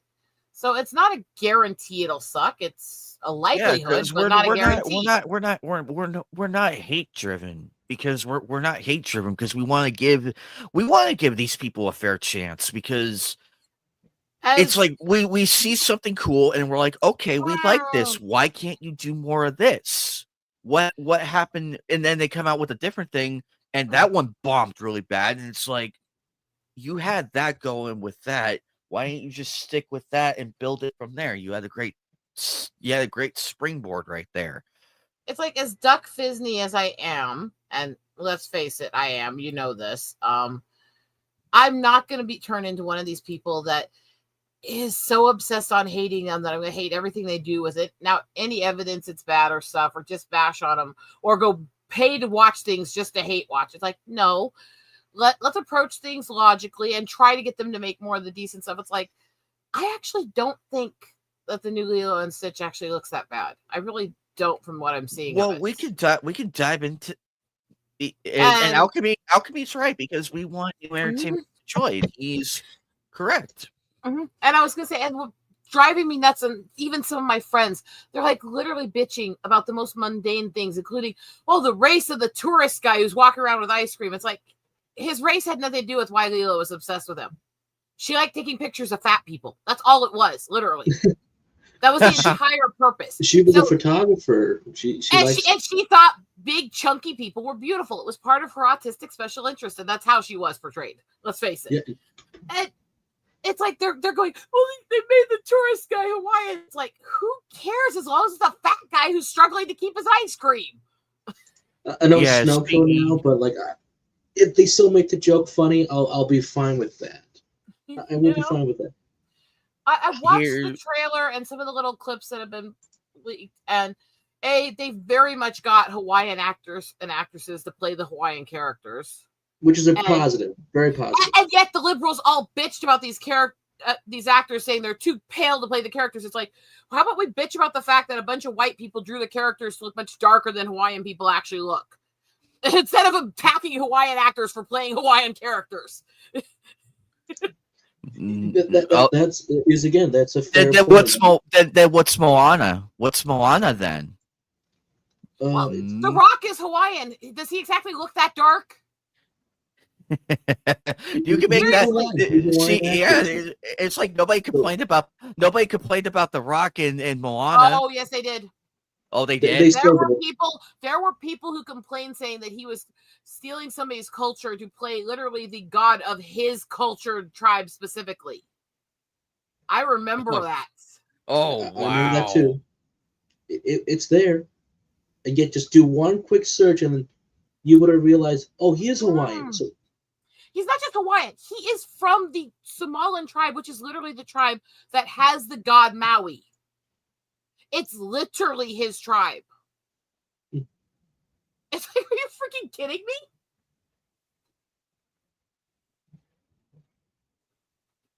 Okay, now that I think about it more, yes, in fact, in Hobbs and Shaw for Fast and Furious, yes, they even went to his actual family was there. So I'm like, yeah, that is a fair point. Fair point. But I've looked into the actors and the actresses playing it, and I can see them fitting the part. And in fact, the guy playing David is actually a competitive surfer and dancer in Hawaii. Yeah. So all the surfing and the fire dancing and stuff David was doing can actually be done by a guy who literally knows the culture and is one. That actually makes me want to give it a chance, you know? Yeah. I've always said the more times you find people who are actually, like the surfer, like David's actor, like the more authentic and more, it's like, hey, I can do this for you. You don't have to train me or pretend someone else is me to do it. Feels more authentic to the role. Like whenever I watch any war movie or something that has a veteran that's like, oh, I'm disabled now, you can kind of tell this is an actor's actor, or they do hire eventually an actual guy who served in the military and is disabled playing these roles. It feels more authentic. It feels more real because they know exactly what they've gone through and they can portray these characters far better than most people. That's what I always believe in. And that's the other thing, Freedom, and the rest of the people there. He's half and half black, and he still looks paler. It's like people who talk about skin tone depicting race really get on my nerves a lot because, Alchemy, the chat's kind of moving on me. But I was worried about Bubbles for a long time, and there was a while they were debating if they were going to try to race or gender swap Bubbles, and then I was getting irritated, and people were bitching at Disney for it. And they ended up hiring Courtney Vance, which was the guy from Preacher's Wife and Hunt for Red October and stuff, to play Bubbles. So they got a stern, strong black guy to play the character. So I think Bubbles was important to the whole. Bubbles was important, and part of why very he was beautiful, important to that story arc for Lilo part of and her why sister. he is beautiful is he was that classy, sophisticated, softly spoken but strong black man that's just so interesting in characters, you know. And he was beautiful as that, and such a good representation, you know. And I said there was only a few people I would have wanted to try to see in the role. Literally only a few. But so far, looking at the two pictures here, I say well done on Stitch. Mm-hmm. I Stitch say actually looks good. Because me and Joker, we were kind of freaking out a little bit about how this was gonna go. Well, it looks like they actually saw Sonic and how it worked. They saw the backlash that one got, and then when they went back and revamped it, it became better. I may or may not have a massive collection of Stitches in this house. Joker, you okay? Joker? Give me. It's a Squishmallow Stitch holding a frog. Based on when you count the frog in the movie. Yes, I remember that. See, I remember that. I may or may not be obsessed with Stitch. There was only one actor I really thought of that I put on the list possible for Bubbles, who I think I would have liked seeing in the role more if they could have gotten him. Christopher Judge from Stargate. Teal'c would have been a fucking badass Bubbles. I'm just saying. Yeah. Although I do need him to wear the shades more often and then take him off and said, now, about your house. But I think the reason I'm more freaked out about this movie means a lot to me.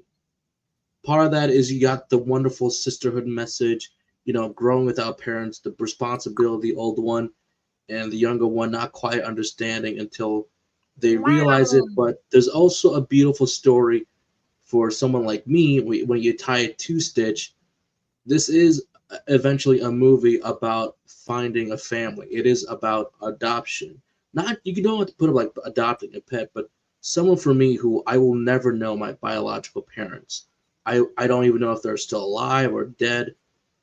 To me, this movie hits right in the heart for me, and it's one of my favorite films for Disney. So even with that little message about adopting feels so powerful. I can tie it right to Stitch and we feel right then and there. Look at that right there. Tell me that doesn't look like Stitch just it does up look like stuffy. Stitch.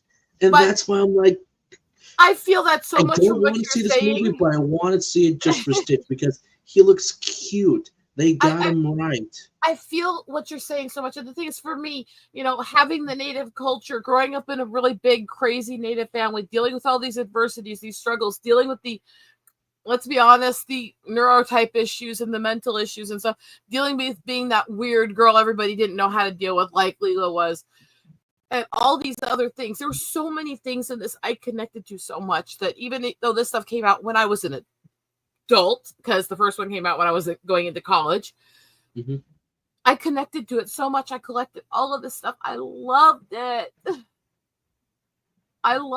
And I collected so much Stitch stuff over the years. I have so many stuffy Stitches in this house. I've got a freaking autistic weighted Stitch in the other room for cuddling. I love Stitch. He's been my heartbeat for a long time. I've got little Stitches to paint and draw. I love them. And I was so worried about them doing this, but the more I'm seeing, the more I think it's worth at least giving a chance. And I wanted to give him a chance, but definitely that image right there, that makes me want to give it a chance so much because he looks so freaking cute there. You've even got the big white, almost half innocent, half evil eyes. Every time I see him, they got him right. Yep, that Stitch right there. I'm sure one of my friends I see these movies with.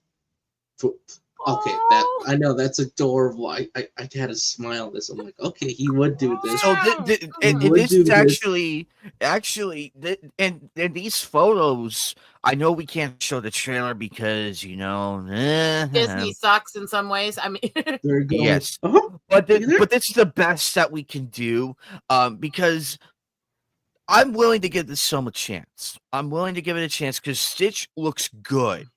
And I'm happy that they went with this direction. They got the right kind of actor for Bubbles. They got the right actors who actually are experts in the characters that they're playing for the family and for the Hawaiians there.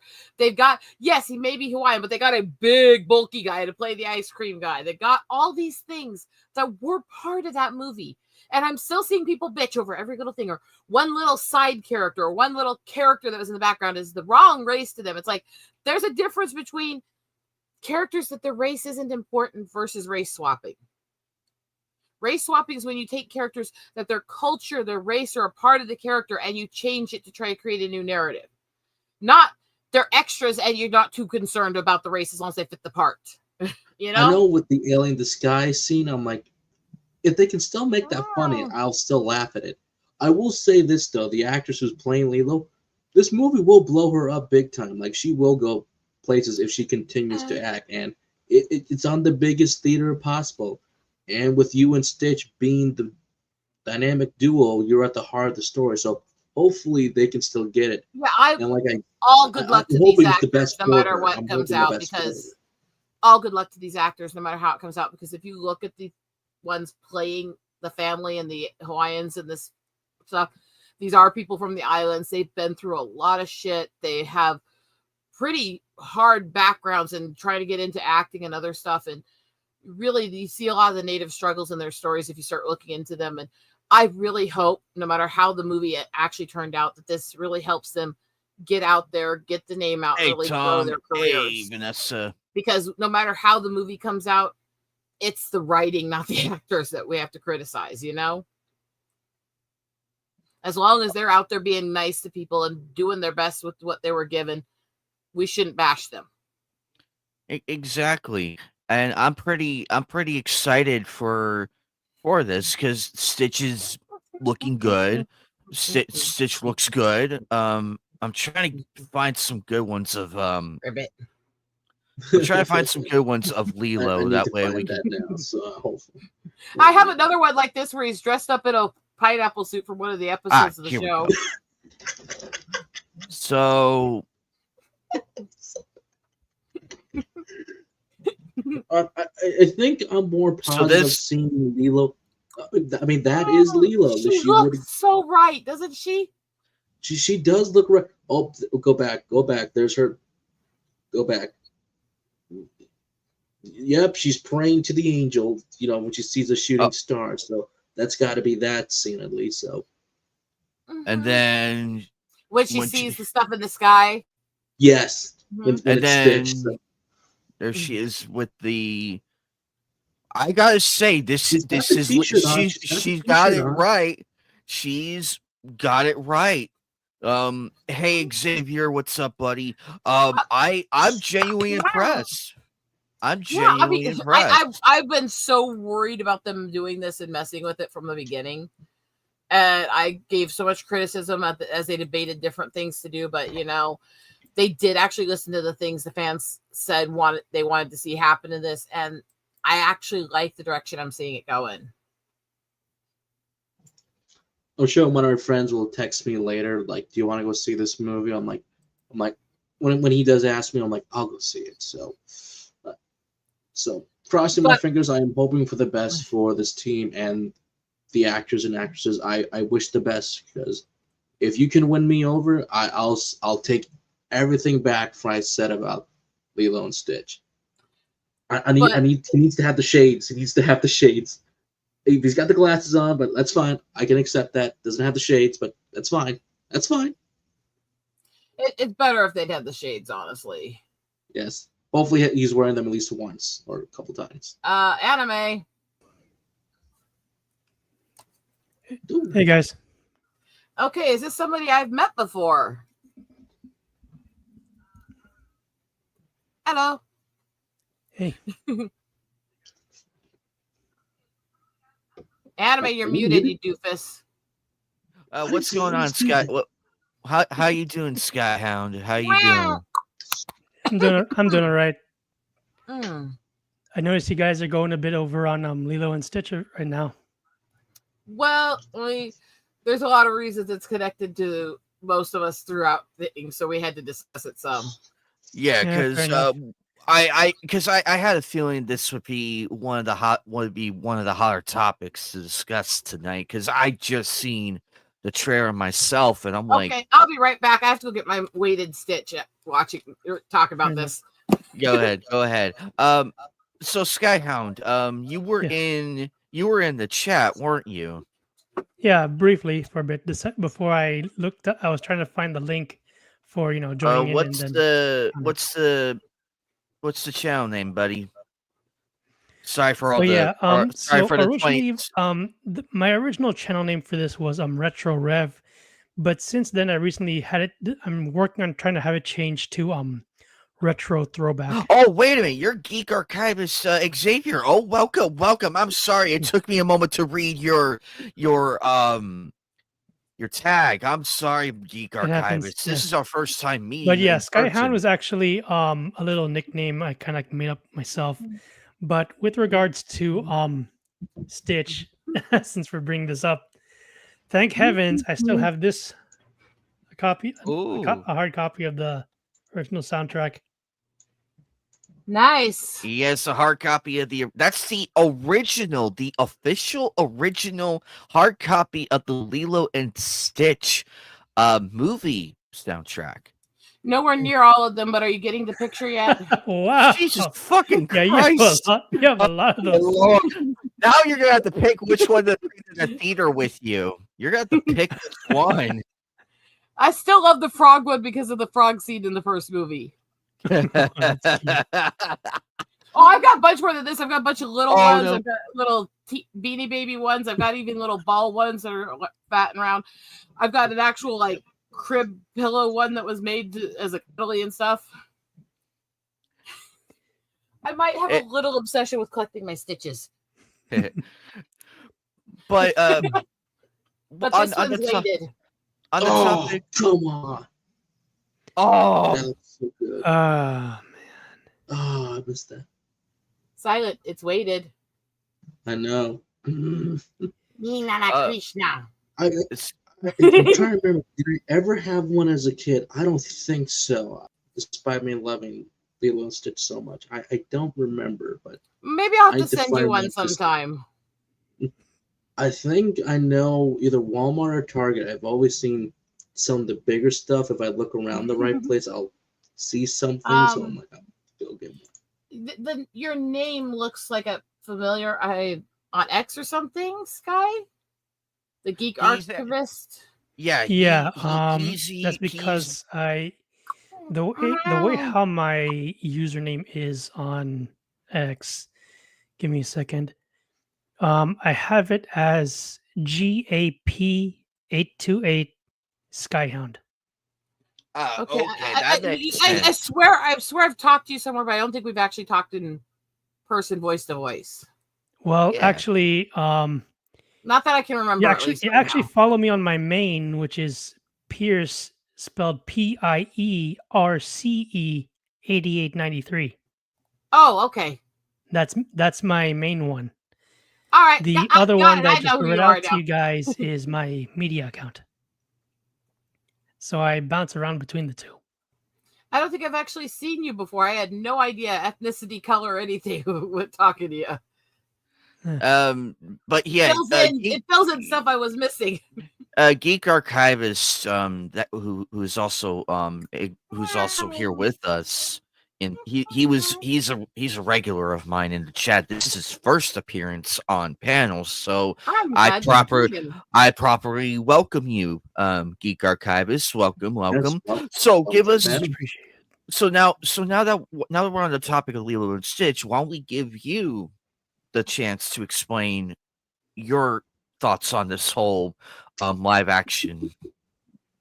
So the funny thing is, I was actually poking around online with regards to the announcements and what's been going on. The thing that doesn't surprise me is the fact that Yes, I love we Stitch. know that when it comes to mediums, that animation has something that live action will never ever be able to match. It's a fundamental fact, no matter how old we are. And the problem with this postmodern deconstruction of these IPs that we love so much is that these people keep proving, one, they've never watched these IPs. Number two, they don't consume the product. Three, they don't even support it financially. They're just posers, for lack of a better word, trying to get into our fandoms and then deconstructing and destroying it from within. I'm hoping we'll see less of that with this, largely because so many of the actors in the cast are Hawaiian and grew up watching it. Mm-hmm. Mhm. And the thing is, now that I think about it, looking back when watching the original, since we're all talking about it, Wow, my what I boobs are like, huge. what I like is the fact that what's his name, Ving Rhames, the one who is Cobra Bubbles.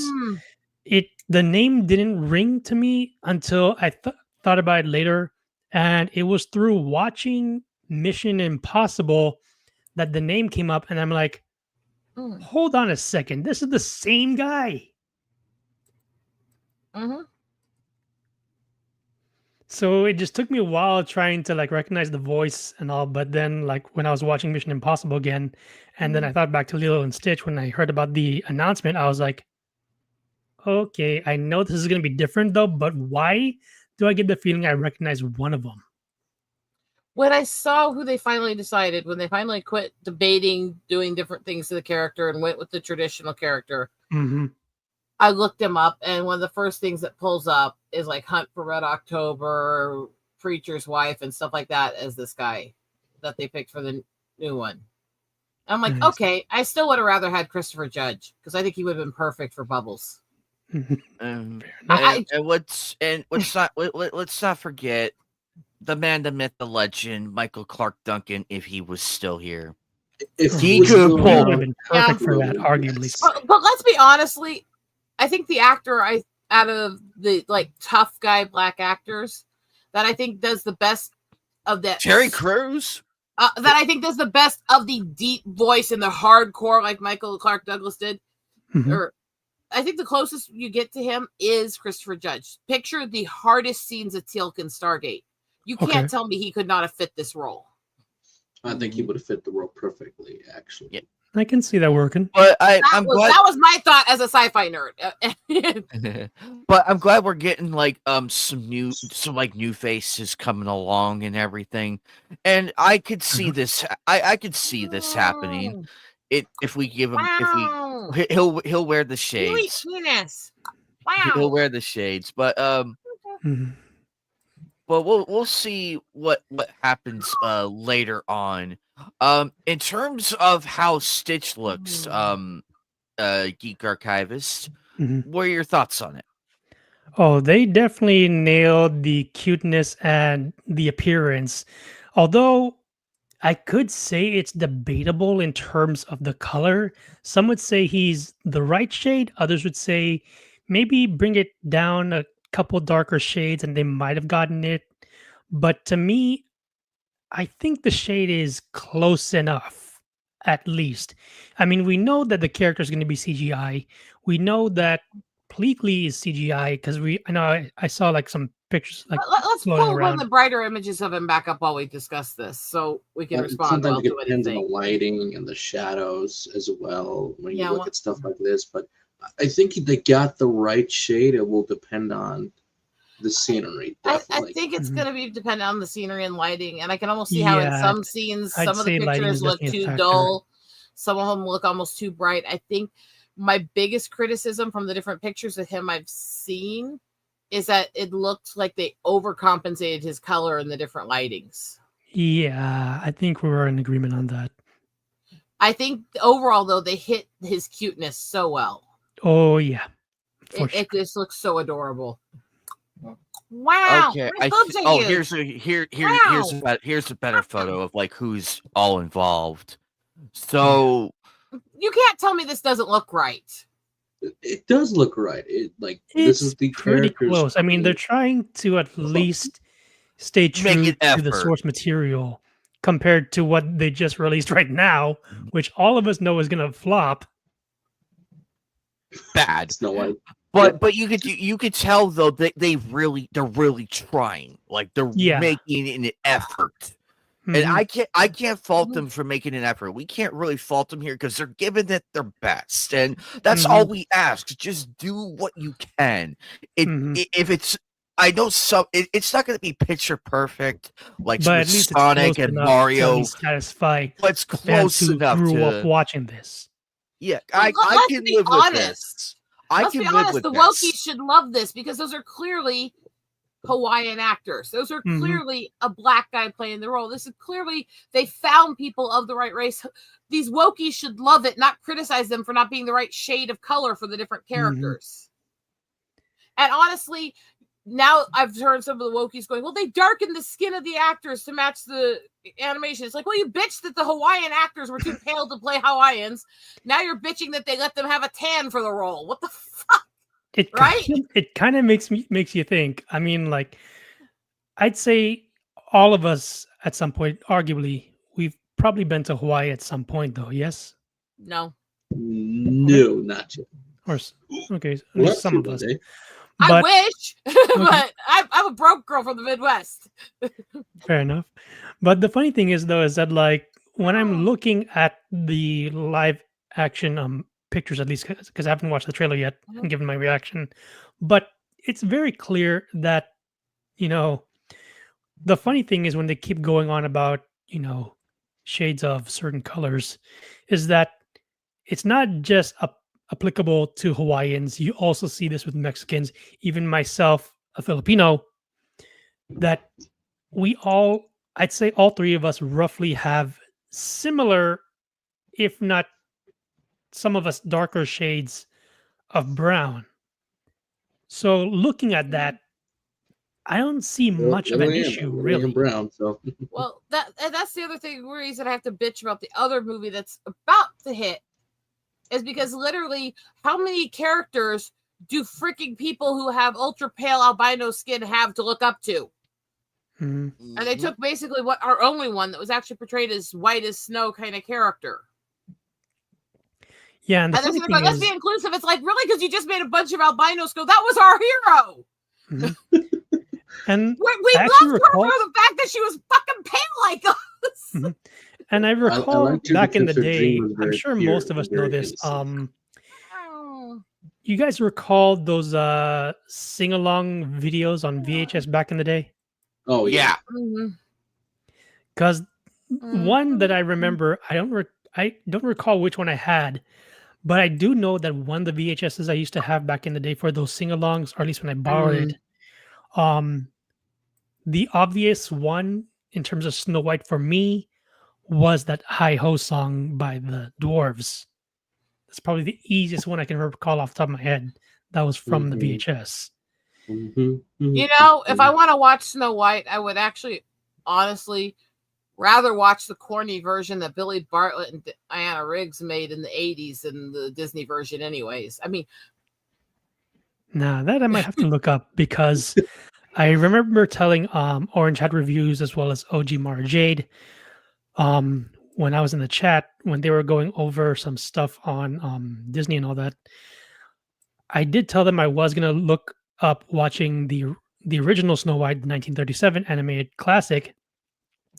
And then OG Mara Jade suggested I check out the 90s, or at least 1997 film, Brothers Grimm Snow White, unofficially titled as Snow White: A Tale of Terror. Okay, so I'll be doing a double review on that.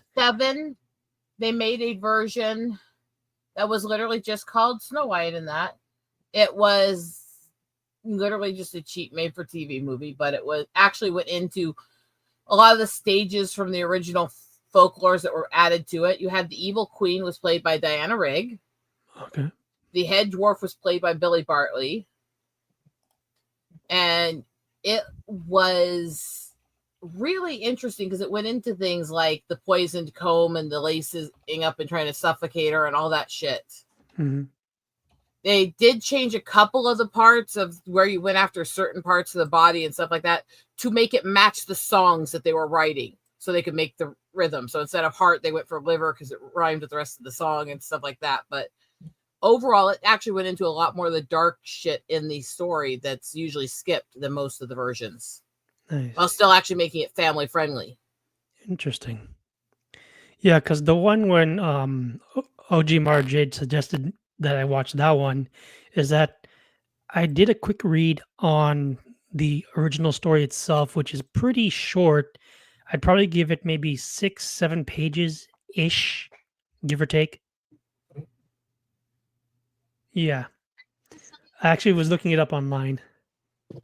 And the thing was, I do recall, I don't know if I should spoil it because I'm going to be reading the whole thing itself when I'm doing my double review. Let me see where that one's in this book. What I find interesting is the fact that some of the lines from the story, like the dwarves are wondering, like, no, who exactly got into our house and all of that. I think most of it was pretty much in that animated film. But in terms of what happened to the evil stepmother, that one in the 1997 with Sigourney Weaver and Sam Neill. They took, I guess I would say, a reference from the short story itself and made it a little different while at least keeping some aspect of the story I arguably similar. I mean, always found it I funny just that bought it he, recently, but I'm definitely going to be watching Mhm. it. I always found it funny that he used the name Snow White twice in two different stories. Hmm. And so I actually have an epic poem I've written on it that I need to finish and actually print out, because it's actually a full novel, which is a poetic telling of both versions of Snow White combined with a dark horror, Lilith, and Bathory. Oh, interesting. But I was because literally one of my nicknames as a kid was Rose Red. Wow, fuck off. Was Rose Red. So I've always connected to the Snow White stuff because I had the attitude of Rose Red. I had the pale skin of Snow White, all that shit, you know. Trying to find it in here, and I'm just trying to remember the proper name of it. Because there's a lot of little stories in this book. But yeah, it's like I've got the whole thing. I had a copy of this book as a kid that burned up in a house fire when I was 9.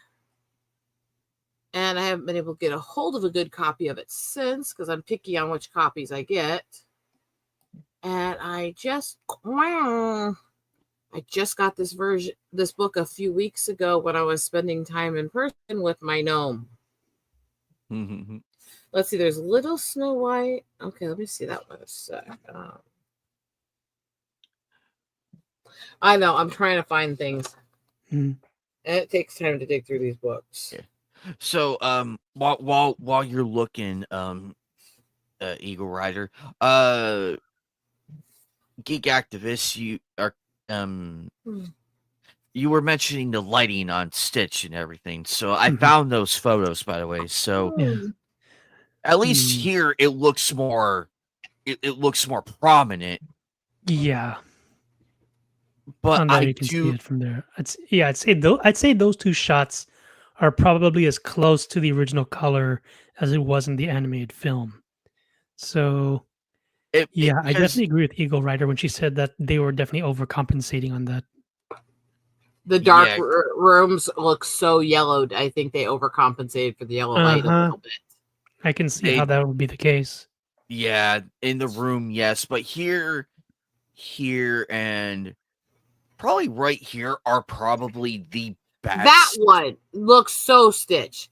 You can't tell me that doesn't look like a more realistic version of this. If I thought correctly, I wonder if this is when he destroyed the bird. Well, the thing I love about Lilo, she made her own doll. That's what I love. She made her own doll. Yes, it's ugly on purpose, but it means something to her. Well, and that I think is actually part of why I connected to her. There is a backstory to that with me, and part of. Oh yeah, okay, I have heard of that one. Okay, but I'd rather rip out my freaking throat than read Stephen King. I can't stand his writing. I think Plus, most I can't stand him either. But God, what was I starting to say? Fuck my brain. Wow, it's gone. Oh yeah, you were trying to look up something with regards to the story because we were briefly touching upon Snow White for a little bit. Yeah, it's like Snow White is actually not the story with Rose Red. I actually always found far more fascinating from a standpoint. I don't know why. I mean, in the version that has Rose Red, Snow White, the palest girl, has a sister who is a bit of a chunky, fiery-tempered, wild, woodsy woman with red hair. I can't imagine why I'd connect to that. Can you, Anime? I'm sorry, what? I said in the other version of Snow White with Rose Red, Snow White had a sister who was a bit of a chunky, wild, crazy woman who loved to spend time in the woods hunting and trapping and messing around with the boys with red hair. I can't imagine why I'd connect that. Can you? I don't know. I can't put my sword on it. Wow. Cheap Please one. keep your sword away. I mean, So overall on the Lilo and Stitch, I say job well done so far. We got the characters as close as we can possibly get. Mhm. It's following the story Hannah. of the film, so at least they're doing. It's not good. Now we know it's not going to be a shot for shot. Mhm. There's But going to at be least- some At least they're trying to liberties stay here. faithful Well, to the they're original work. making the effort. They're making that Mhm. effort, and like I mentioned, we appreciate effort when we see it. We appreciate it, and we do see it here with the casting and everything. It almost looks like a shot for shot. What worries me is Gantu and Pleakley No, not Bleakley. Pleakley. It's the or What's the Jumba. other one? Jumba, Jumba, yeah. thank you. yeah. Those two. I Pleakley those too, two. because while the character in costume is okay, the Mhm. transfer morgues and trying to hide himself and stuff. The part of the point was that they really shouldn't have blended in. Part of the point was they looked ridiculous trying to fit into the society. Mhm. So that part I'm not as thrilled with, but Yeah, they're I'm not a really little showing you curious how Gantu they and might. Jumba yet. I'm a little curious though, like how they're gonna try to pull those two off, especially with the fact that I'm Ow, going back to a particular point in the ow. film. It's right when Nani Wow. sees Bleakley trying to disguise himself, and she's like, "Your head looks swollen," and then Jumba goes, No, she's just "Actually, ugly. yes." It's like, wow, fuck off. Mm. So, mm. Sorry. No, I love that shit, and that's part of what makes it so much fun. Honestly, Mhm. it's just the irreverence that was in a lot of those scenes and in a lot of that stuff. And when you lose that, and that's the only part I'm really worried about losing that in, is the aliens there in the way it's looking. Not the aliens when they're off world, because that's those scenes and the big red battleship stuff and everything looked good. But more worried about how they'll animate them interacting with mankind. Mhm. Yeah, and also Wow, my boobs are huge. how they're gonna make the other characters that were probably gonna be Myrtle. I'm curious how they're gonna do that. Have you actually seen the actress who played Myrtle? She looks good, actually. So I'm like, No, I mean back when she was a kid, even. Did you actually watch any of these Santa Claus movies, Anime Night? You're referring to the one with Tim Allen, right? Yeah, they're all Tim Allen. Yes, Even the show yes, that they made. When yes. you do the second and third movie, Mhm. the little redhead playing Laura's younger daughter, or the one that calls him Uncle Scott, is the same girl who played Myrtle. Oh, Oh, I dang. think the voice was there a little bit. Yeah. Joker. What topic do you want to talk about next? Well, It's just let's. senpai. Oh, there we go. Something by Noisy Pixel, because to me, this will be interesting how they adapt this from a visual novel standpoint to something that's like a film. Because how do you adapt a really cool visual novel that isn't about, oh god, how do I describe this? You got different time periods, you got different settings, but they're all within this house that kind of acts like a secondary character. And it's in this. And I love how they use passionate North American film director. Yeah, because that raises so many questions. But then again, you're adapting House of Fata Morgana, a visual novel that takes at least 29 hours to read, depending on your reading speed and how many episodes you're going through. It's a unique visual novel because the whole point of this isn't just like, oh, are you the hero or something? It first starts off acts as a mystery. You're trying to figure out, okay, who am I? I'm in this weird mansion. I have no memory, and the only thing you know is that there's this maid that's with you, and she's like, wait, you don't remember me? Well, then why don't I show you the past? Hence, the character in my photo, she's only dubbed as the white-haired girl. So it's like, oh. But then the more you play the novel, the more you learn about the past, the memories, and perhaps things aren't what they really seem. Heck, I'll tell you, I did this whole stream about this on my channel. The first door took me maybe about 3 hours, and in those 3 hours, I'm like, okay, I like the startup. But then I slowly started to hate it because I'm like, this is taking too long. Give me some drama. And then I get my drama. And then within that 3 hour mark, I'm like, oh, this is the payoff I waited for. And I'm like, finally, I get something good.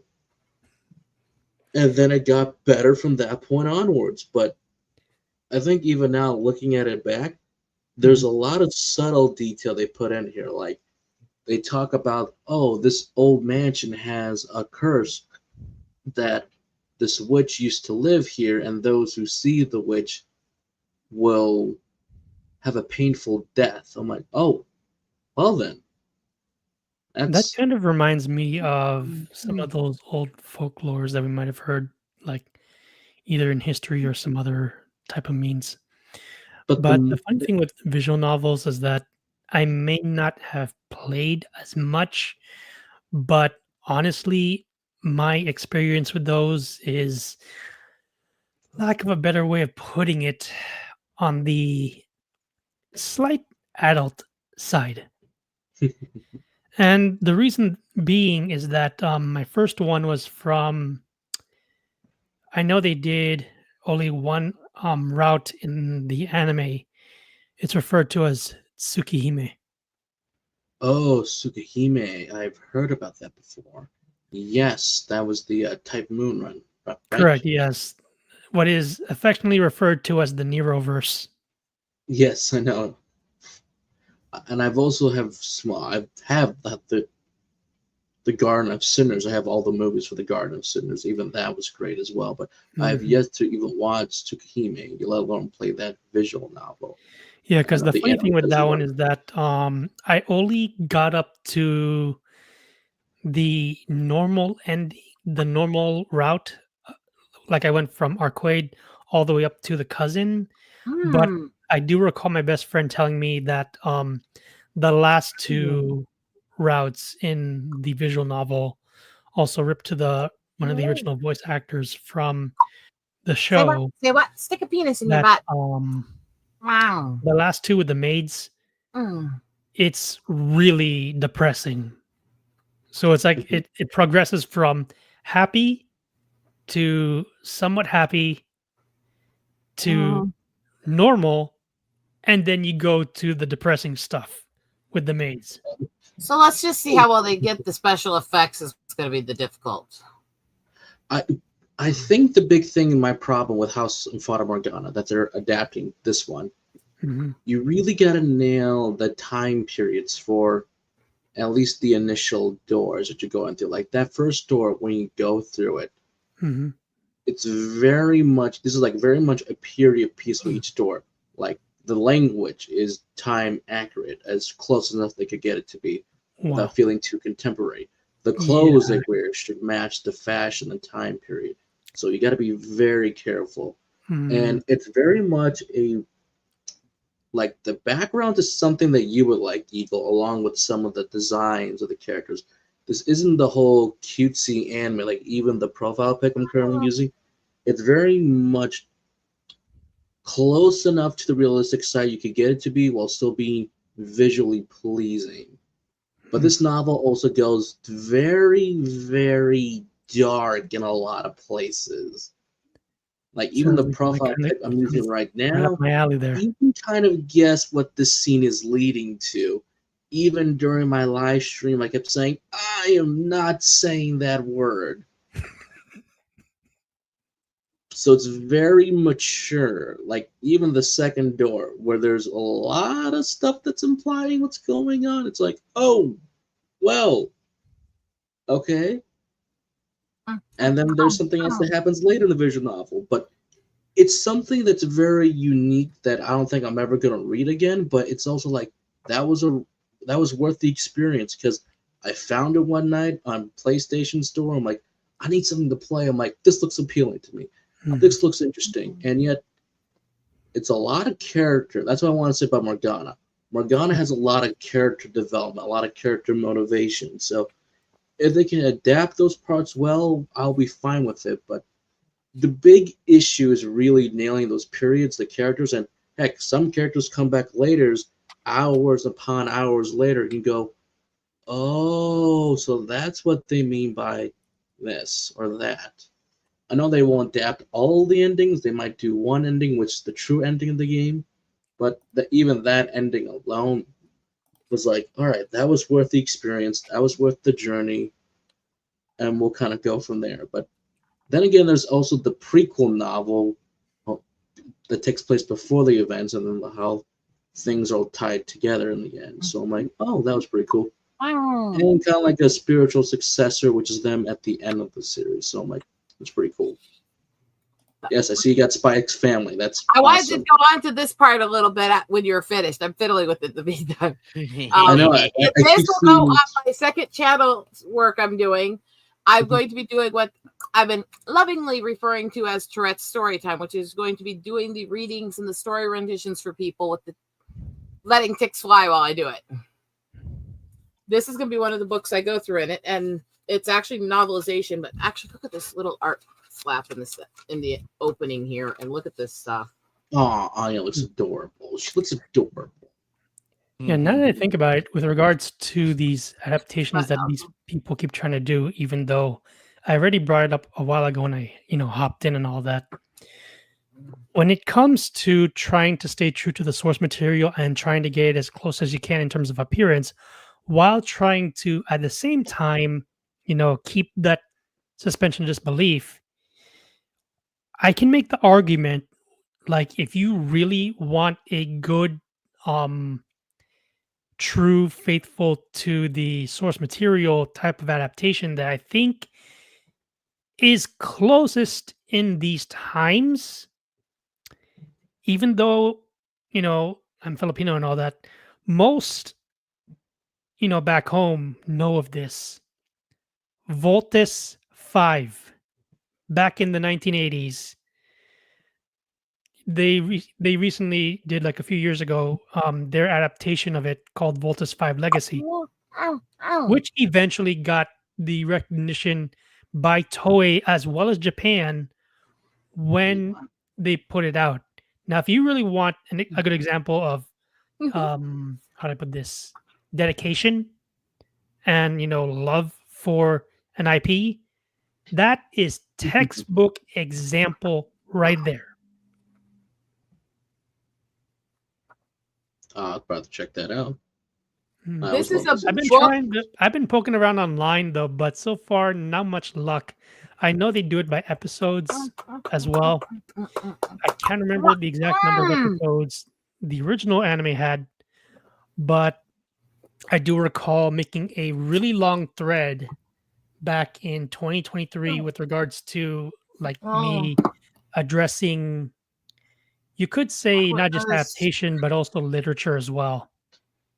I was halfway through, in which I mentioned not just Lotus 5, but I also go over some other ones that I came across in Korea, South Korea. They did their take on the classic anime Jinro as well. I think I just forgot what I was doing. I know. I took half a second there, and this group we talk. So it's like, well, I was trying to get the page open. Everyone else went everywhere, and I You're forgot what I was correct on trying to that tell one, you guys. Skyhound. You're correct, though. Yeah. But well, I think they do House in Morgana But, correctly. I'm But hoping. I was going to say, I am going to be doing this one of the books that I do in the story time. I'm going to be doing this, which is actually a deep dive true crime story based on the murders in University of Idaho a couple of years ago. Oh, And yeah, speaking of books, I realized I'm going to be going into the original Brothers Grimm and stuff like that too. Oh wow! In terms of books, I realized though that I did cover some of it though a few months ago, but since the announcement last year, I need to finish going over the rest of season 1 as well as the entire 3-volume. Clamp. Oh wow. Oh, Clamp. Magic Knight. Wow. Yeah. That's a classic. That is a classic. I have to go through the whole thing again because, well, at least finish the rest of it because I know that I think it stops somewhere in February, at least with season 1. And there are some episodes, like I have notes where it was mostly filler. There are some episodes that do not go into the manga itself. But I do recall that I brought this with me when I went to Power Morphicon back in 2022 because Lex Lang and his wife, Sandy Fox, both of them Sandy, were in Magic Knight Raider. Yes. Yeah, they were. The only thing is that Sandy Fox was only in season 2, as well as Dorothy Fan. Now, the reason why I brought this with me was because, well, Lex Lang actually did 3 characters. He did Ray Earth, which belongs to Hikaru, Wyndham, which belongs to Fu, as well as High Priest Zagato. Just me rattling off some bits there. Mm-hmm. And of course,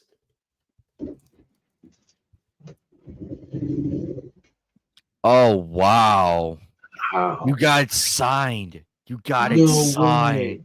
Dude. I respect you even more, Geek Archivist. The respect level is gone higher here on your first time here with us. And it's like, you know what? And the music the cool thing is though, is that as we were going over this, he did tell me that there was one part in particular that he found really fascinating. And it had to do with let me see if I can try to find the exact page here. Oh, wait, I'm going way too far ahead here. It's only a couple pages, but it had to do with the scene. Got it. This right here. Oh wow, that is beautiful. So Lex Lang was explaining to me how he actually found it very interesting with how the animators managed to make these 2 pages almost look like it was actually coming to life. And so go ahead. He was telling me that you know how sometimes whenever you're thinking to yourself, you can hear certain scenes like playing in your head and all of that? Yeah. In a way, when Lex Lang was explaining this to me, he actually had respect for the animators when they were trying to like get those parts right, because usually back in the old days of animation, it took several pages to try to have the illusion that it's moving, and then you have to deal with the sound effects, like how is this supposedly going to sound there, which were, of course, they're taking references from outside sources. You know what I mean? Mm-hmm. Absolutely. Oh, by the way, one other topic I wanted to bring up talking to you here, Anime, that's happened over the last few days. There is now a whiny little lynch mob, pun intended, that's trying to cancel Drew for a Casey Anthony joke. Oh God, why? I have to show you this joke. He went dank. I was laughing so hard when I watched this joke. And then people complain. And then people are going, that's so rude. That's so gross. It's like, that was funny. Every single line doubled down on the last part of it all the way through the joke, which is always good when you have punchline on top of punchline on top of punchline. You know? But yes, there's a whole bunch of people complaining and saying that he's going too far. And I'm sitting there going, have they not watched some of his full shows? Because he goes dank.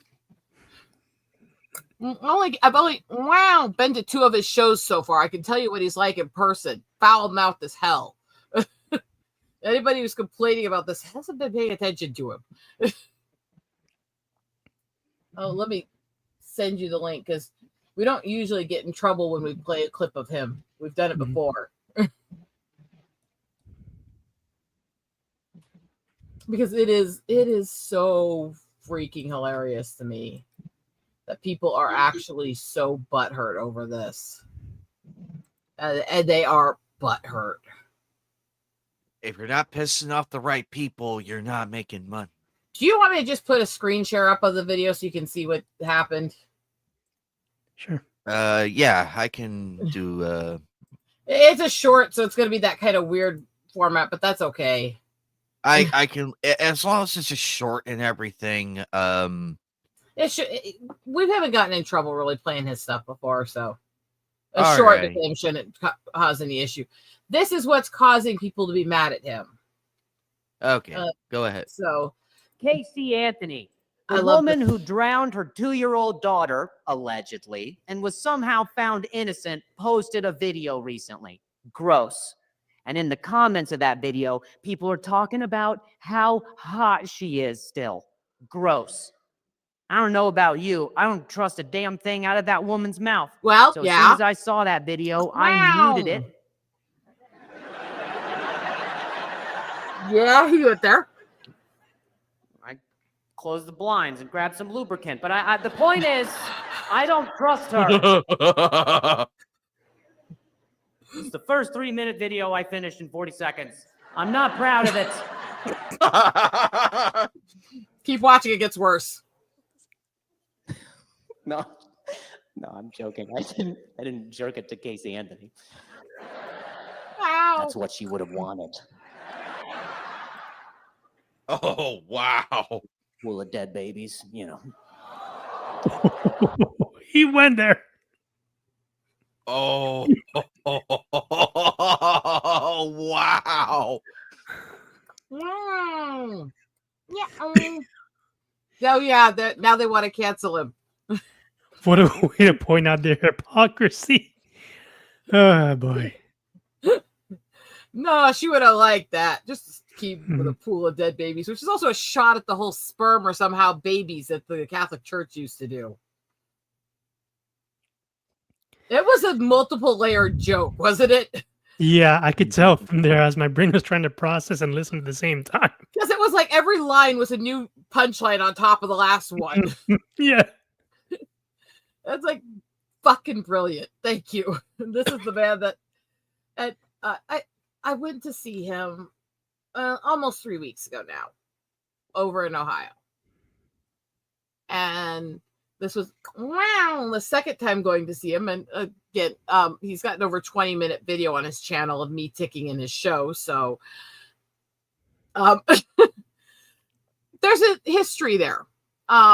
So it's the second time going to see him, and he had a tirade through the show in the middle of it, explaining to people why he doesn't talk to people or shake hands before or after the show, why he doesn't like being touched, and why he runs away as soon as the show's end. And that I don't really like being touched or having people come up to me. That was important that he had that moment and during the show, rambling about that for like 10 minutes. Because at the end of the show, when he got off stage and left, he got off the stage as everyone was clapping and waving, walked over to me, grabbed my hand, shook it, hugged me, and said, "Thanks for coming again."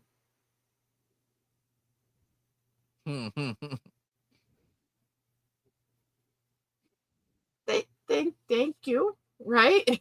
And I was sitting there going, but that just happened. It's like, and then he was out the door quickly. It's like, Mhm. that happened. He's not exactly a very social person. So I was actually, he's been really nice to me. It made me feel wanted, no matter how ticky I am, no matter how much issues I'm having. And I don't like seeing people go after him for what was a fucking hilarious joke. You know? Mhm. Because he's a really nice guy. In addition to what was it? Meeting Wow. Lex Lang, I recall that You have no penis. unfortunately, with regards to the Digimon fan base, I'm sure most probably already knew that the late I forgot his first name, but his last name was Mallow. Most fans know he voiced Angemon in Digimon, but for Power Ranger fans, we knew him as the voice of Previously on Labu. Power Rangers. The voice actor, he passed away recently. I know, that was very heartbreaking.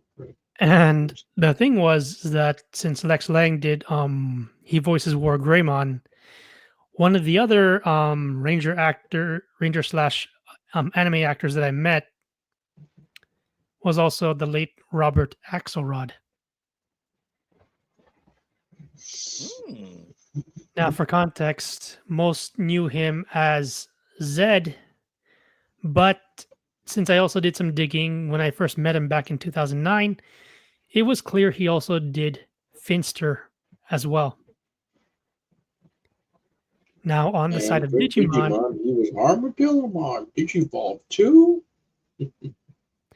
That guy was awesome. yeah. Now on the Digimon side, he played Wizardmon as well as Ankylomon, which is the evolution from Armadillomon. Yep. So yeah, two legendary voice actors that from 90s childhood right there. I was like, damn.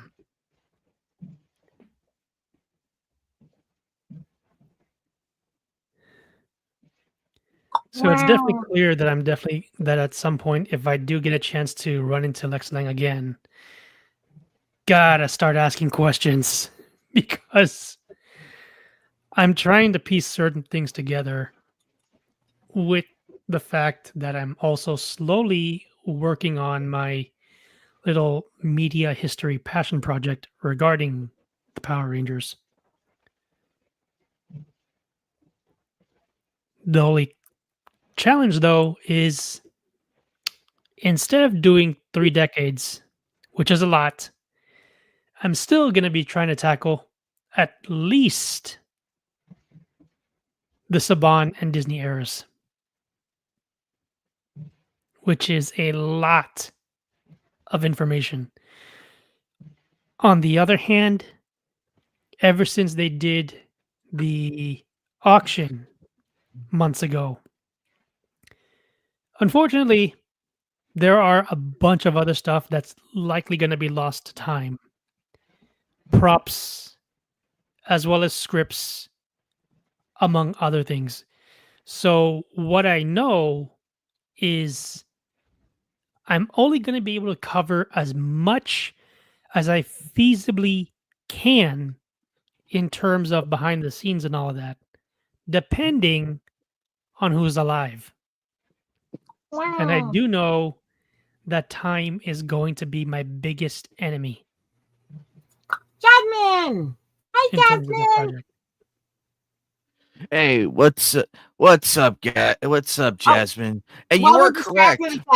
distracted a sec. Silent Joker, look in private chat. I found you a link to get a discount on buying him and having him shipped to you. Ooh. Amazon actually has them on sale right now, and they also have the weighted angel to go with them. Nice. And you were saying Enemy Night? Sorry. And I'm good to see you, Jasmine.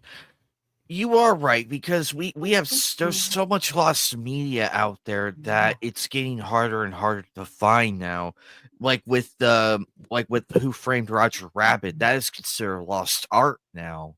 Mhm. In I our have the unedited DVD of that.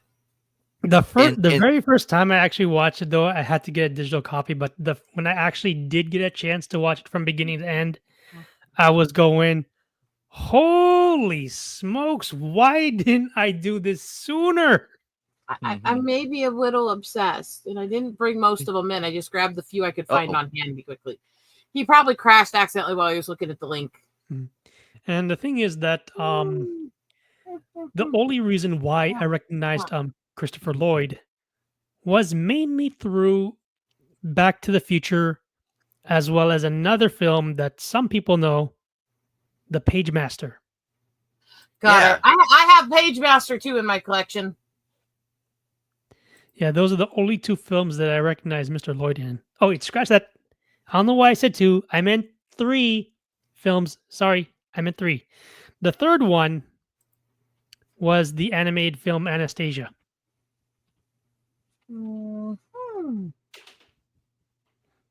That was the third film that I also recognized Christopher Lloyd in, because he voiced the character Rasputin. However, thank goodness I still have the physical soundtrack of that film. Because I found out online that the legendary Jim Cummings did the singing portion for that character. And I was like, shut the front door.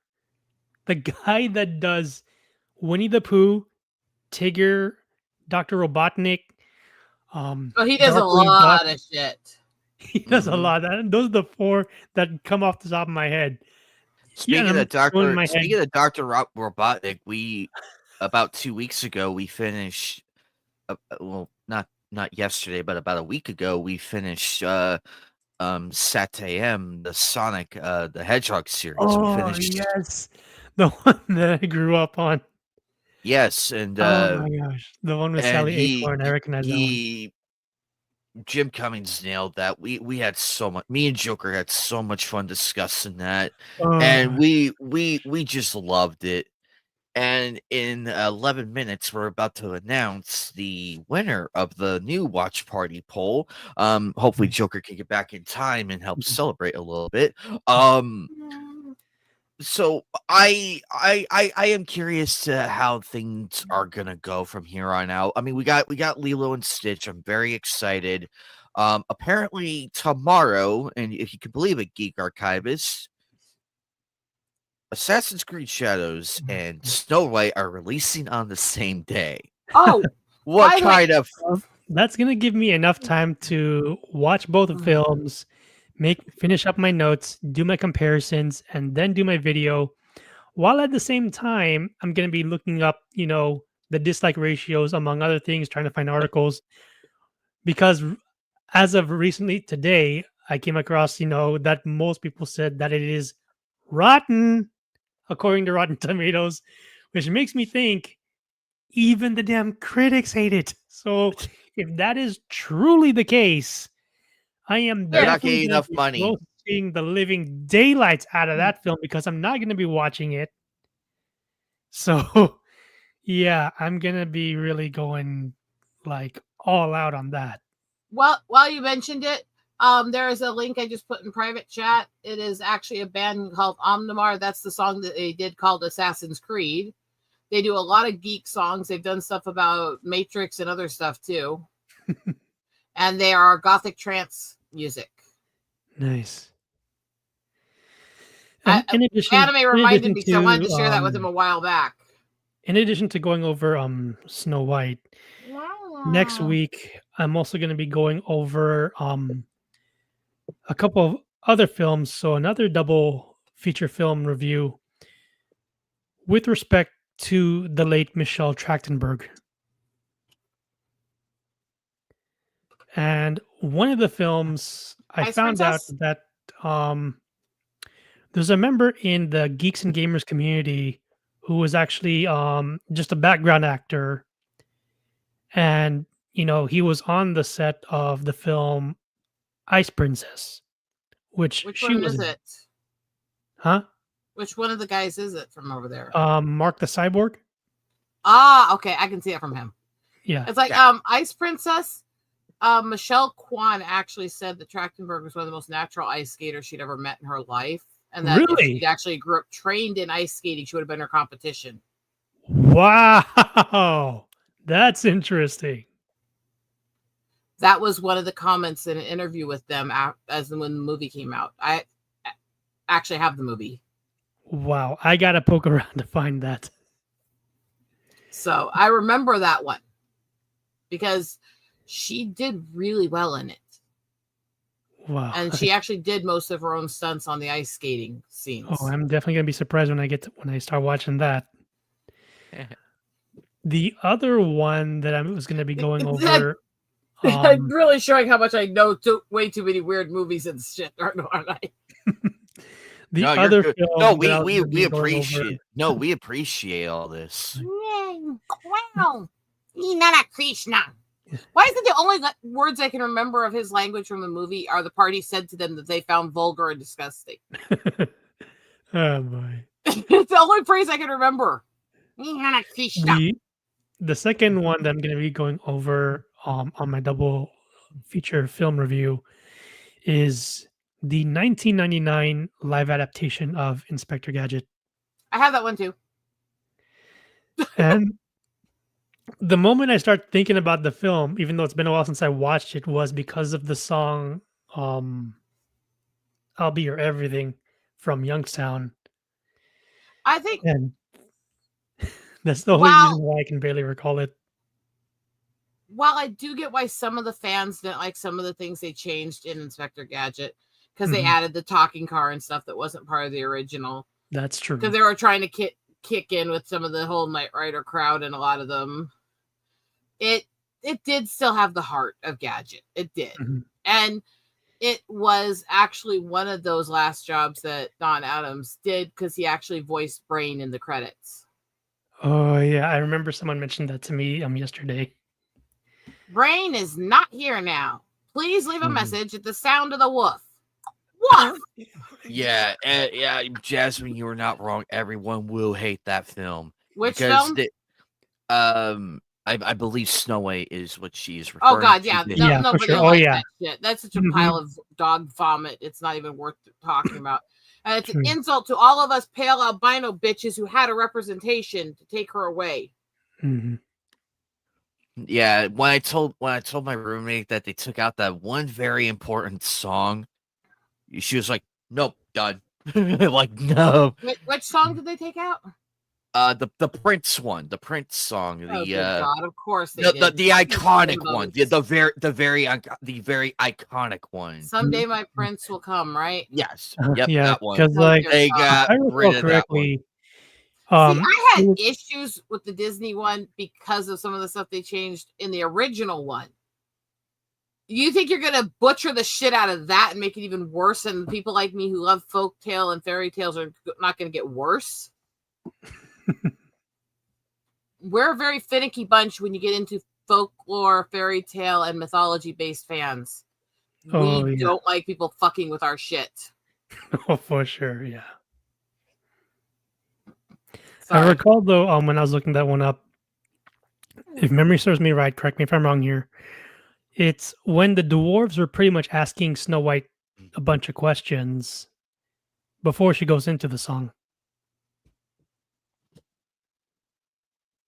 At least that's what I came across. That'd be fair. I'm trying to see something here.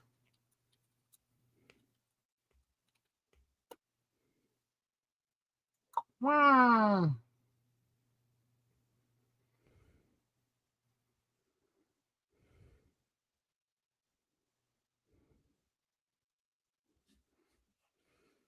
Clicked on this little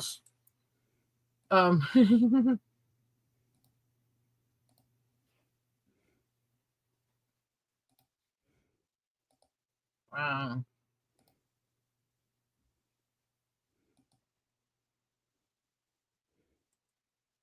Everything got quiet. Wow.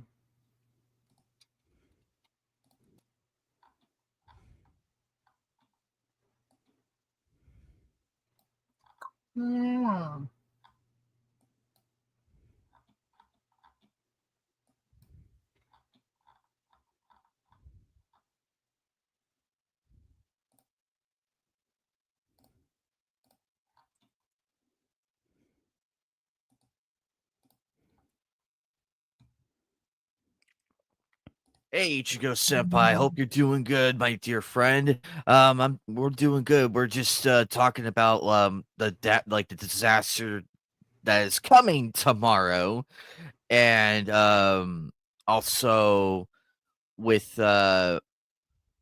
with um with Snow White and everything. So anyway, I just put in the private chat the link to one of my tweets that I did. Oh last wow! Oh, this is And gonna be fun. the funny thing, and here's the story with regards to the drawing. That was done last minute, and originally I wanted to give it to Lex Lang as a little bit of a gift, but he said he was fine with just taking Hey, a picture Phil. of it. And so I knew in the back of my head that he knew the sound that Mokona makes, but what got me laughing is the misspelling. The misspelling. It's P-U-U. Yes, exactly right there.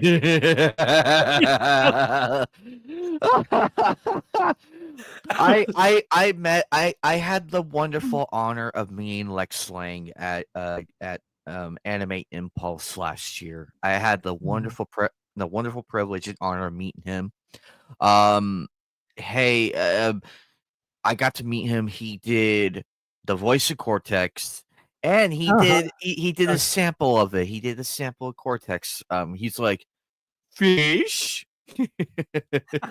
from Crash Twinsanity. I played that one a while back, and through my sheer determination, I beat that game, and without having an aneurysm live on air. Let's see. As you Have can sort of see though on the tweet that apparently another, voice actor who was in the anime replied to me. really? Dorothy Fan. Oh, Dorothy. Oh, wow. She replied. Yeah. Nice. I bet your heart really soared. What's your Tony, news, yeah, Mike? What's definitely. your I news, was like, Ichigo? holy snap. Yeah, I was like, wait a second, I didn't Go remember ahead. you. What's your Because news, the Ichigo the Senpai? one that I was replying to, if you scroll up, it was actually Wendy Lee. Oh, So interesting. she actually, I found out though, she actually does two characters in that one. She played not only Umi Ryuzaki, but also Princess Emerald as well Nice. in that anime. So I was like, dang. Wow. Yes, Jess. Yes, Jess. Yeah. So I'm waiting on Joker to come back too. But it's very interesting, like how we get all of this and everything. And, and Yeah, also, I'm hoping Joker can get his stuff working again. yeah. Also, Geek Archivist. This is my prized possession. In this book are the autographs I've had over the years at Comic-Con up until last year. And as you can tell, this is my prize collection. I got Chi-Chi, I got Yuki Cross. Ow, ow. Oh yeah, I actually liked that manga, to be honest. You have. Here's the Wow. Lex Lang one. Mhm. When I'm king of the world, you are so in trouble. Ow, ow, ow. And The funny thing is, though, now I think about it, besides signatures, on the brief, like going back to the subject on Power Rangers, the very first one that I actually met was actually back in 2007, because that was the first time I went to an anime convention with my best friend. Fast forward 2 years, we crossed paths again. oh wow. Unfortunately, that is the only time that we actually met. However, how do I put this? I have one additional photo that I got from 2009. I have never, ever shown it to any of the in space rangers that I met. None of them know that I have it, because even if I did, the only reason why I would show it to them is that I know I'd get roasted for it, and rightfully so, because I'm like thinking to myself, how could you forget something so simple in terms of the morphing sequence? It's not that difficult. And I'm like, it has been years since I last watched the season. Cut me some slack. Literally.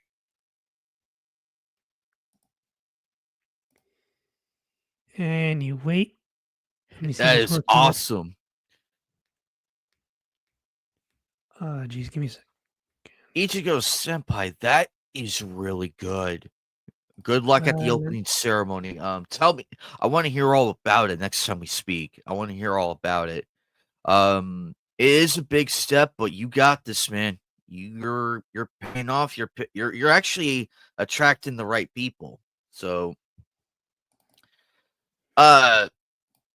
Geek Archivist, if you want to share that photo, you may do so. While he's doing that, I had a question for you also, Anime. Yes. Did I actually show you some of the new eagle shots I got? No, you didn't. Okay, that's fine.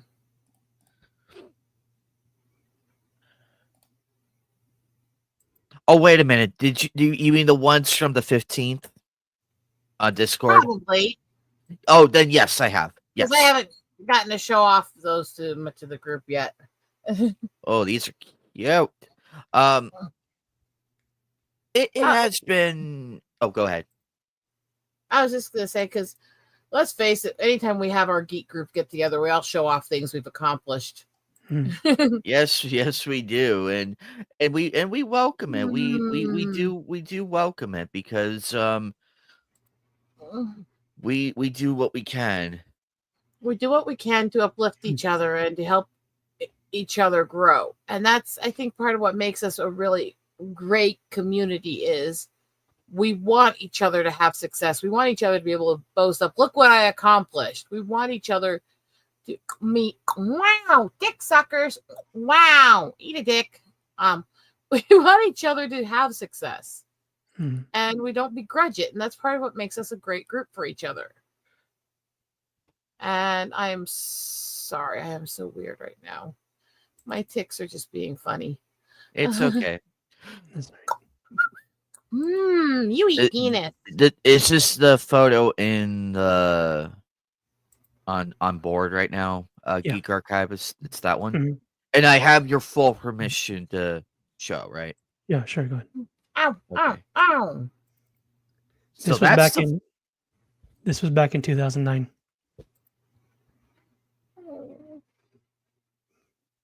Man, it seems so long ago.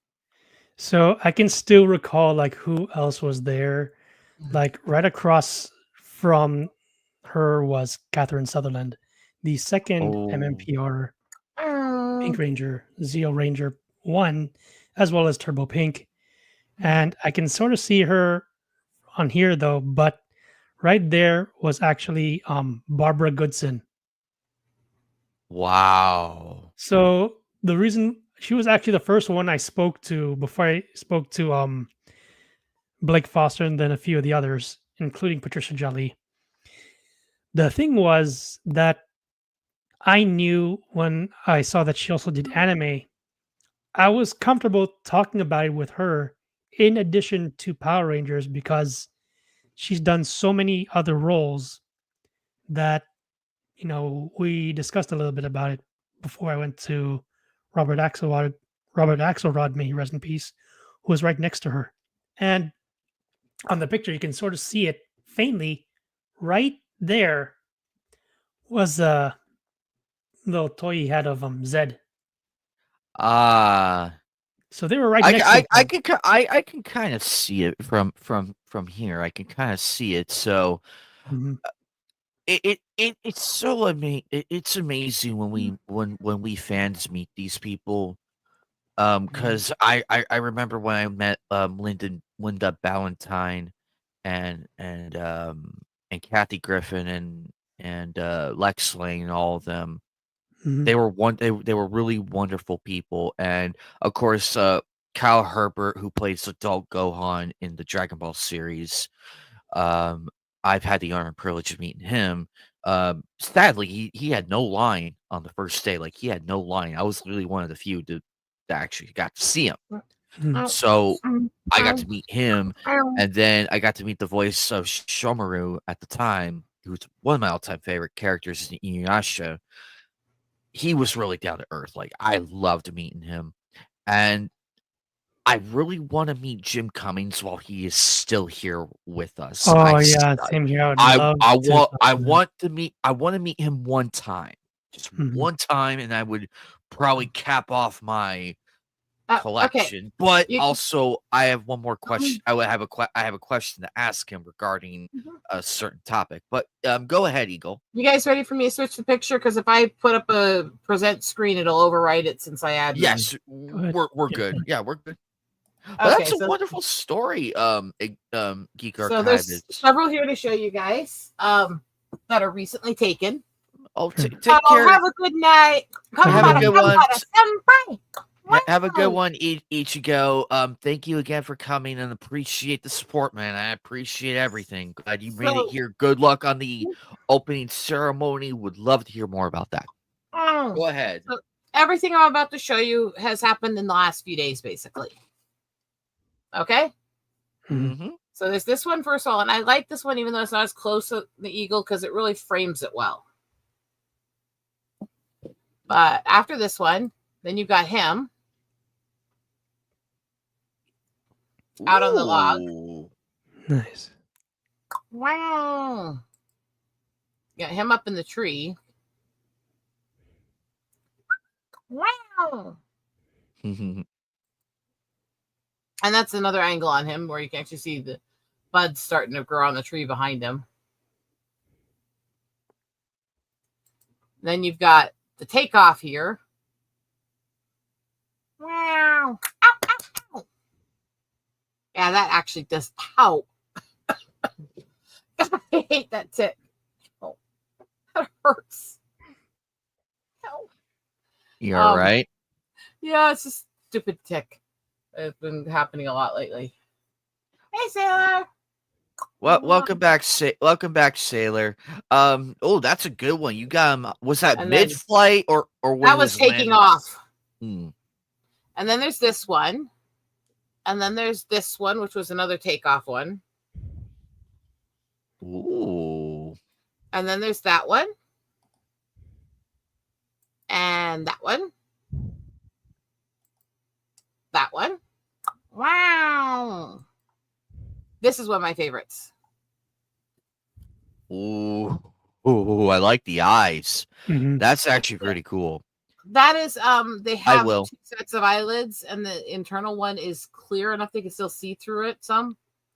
So if they blink just the inside one, it almost looks like their eyes are like grayed out like zombies. And I love it when I catch that in picture. Wow. Fuck off. After that, there's this one, which is a bit close up on the juvie, isn't it? Yes, Mhm. it is. Nice. The Pistons are going in. Aw. Nice. Then there's Oh, that one. look at that face. That's funny. You can make a cartoon out of that. You can make like a cartoon sketch out of that, Eagle Rider. He's like, what the hell am I There's looking so many. You can. That's a meme worthy right there. That's meme Oh, yeah. worthy. Bank Eagle Rider. Money. Money. Then you have Money. this one. That should be a reactionary response right there. The previous one. That should be a reactionary response every time. What the fuck is wrong with you? As a caption or something? Yes. I like this one though. It captures the elegance and everything, and He's just so happy. And then there's that one, Ooh. which is not just, it's not fully white head and tail yet. It's actually a 3rd-year juvie. You can still see the white under the feathers that hasn't fully gone away, and bits of brown in the head and tail. It's literally early Wow. 3rd year. So that's not a common markings you find very often. And then there's this one. Watching the other eagles flying around as he's standing on top of his fish he caught. He's like, you motherfuckers better stay up there. Oh, you have no Motherfucker. idea. Motherfucker. That's when the eagle flew close to him. Oh. Like, bitch, I told you to get back. It's my food. My food, motherfucker. So this is one of my favorite pictures over the last few days. I like that one, and then the meme worthy one. Those are my 2 favorites as of right now, because and the last one is just another one from this guy, and it's him taking off with the fish after the other eagle left. He's like, fuck this shit, I'm out.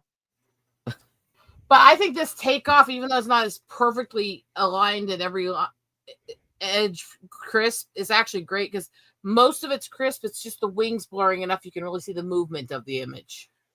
Oh yeah, you can actually. I could see the blur on the far end. Mm-hmm. They take off so fast. Once they're starting to move, it's like a moment. You get the picture and they're gone.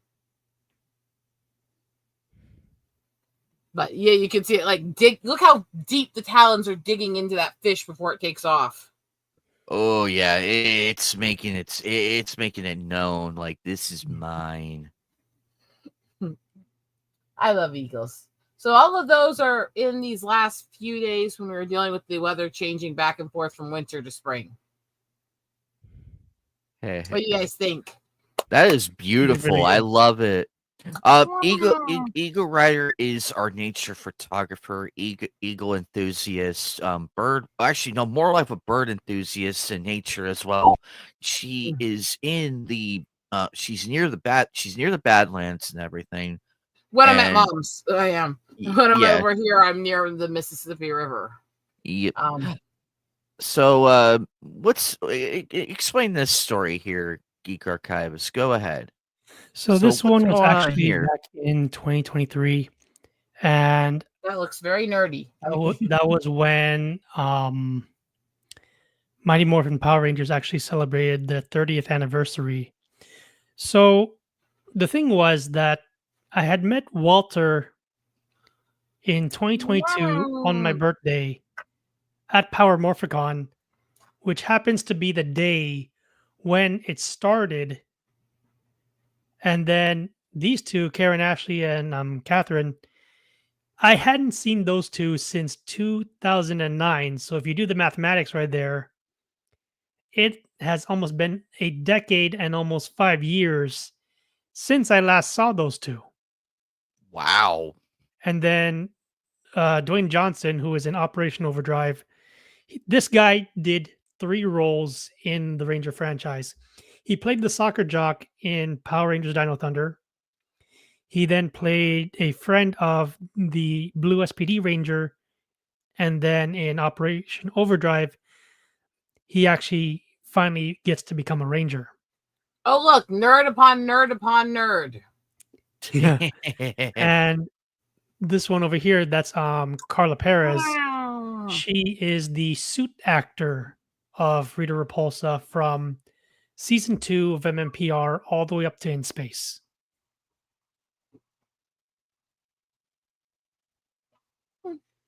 Oh, by the way, what do you guys think I should do with this? That looks like a... It's a fire agate. Oh. It's a large fire agate that's polished. Ooh. I got it when I was doing all the dragons with like eggs and rocks that they were clutching. Mm-hmm. But I don't really have any more of those to do, so I'm trying to figure out what to do with it. It's not a cheap rock.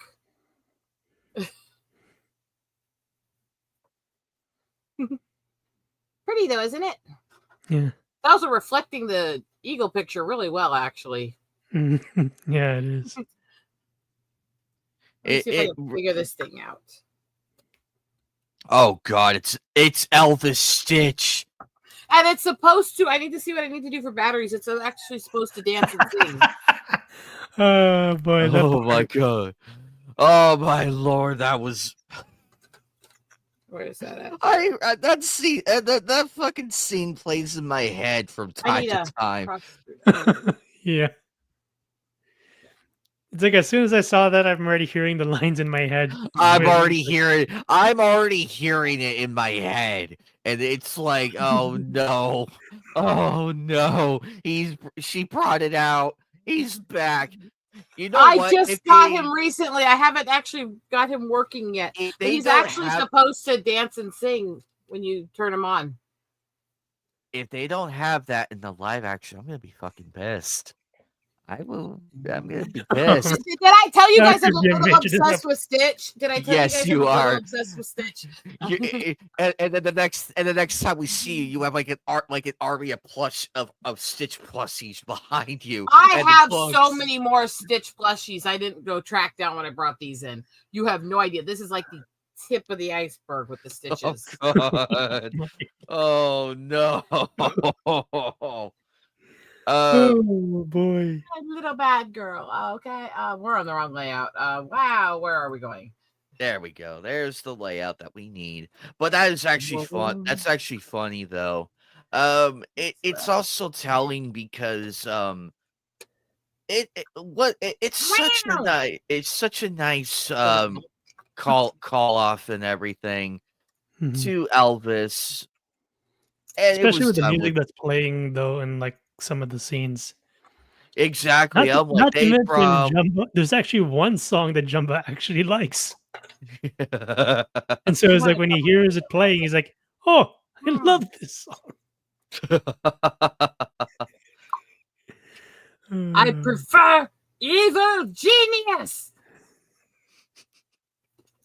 Wow. You're a bitch. Wow. So I'm hoping Joker's okay because I've been on the end. I've been message him and see if he's still trying to get back in. And 1 second.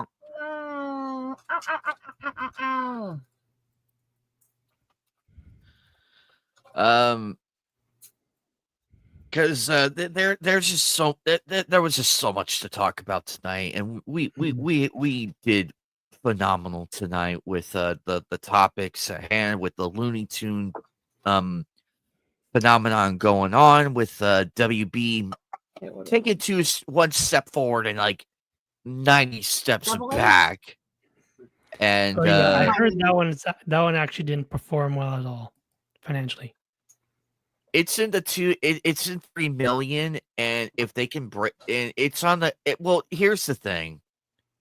We all know this week is going to be dominated by Snow White into the opening weekend. How long it takes for people to realize the movie's utter shite.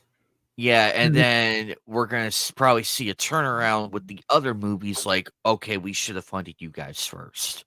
Hopefully with hopefully Catch Up Entertainment gets the rights to I need to find my batteries so I can load his butt. I mean hopefully Catch Up Entertainment, with what they've done and what I've seen of the trailer, it looked awesome and I heard it was good. I'm hoping they get Coyote versus Acme because that film needs to be released. It does. It would sell out.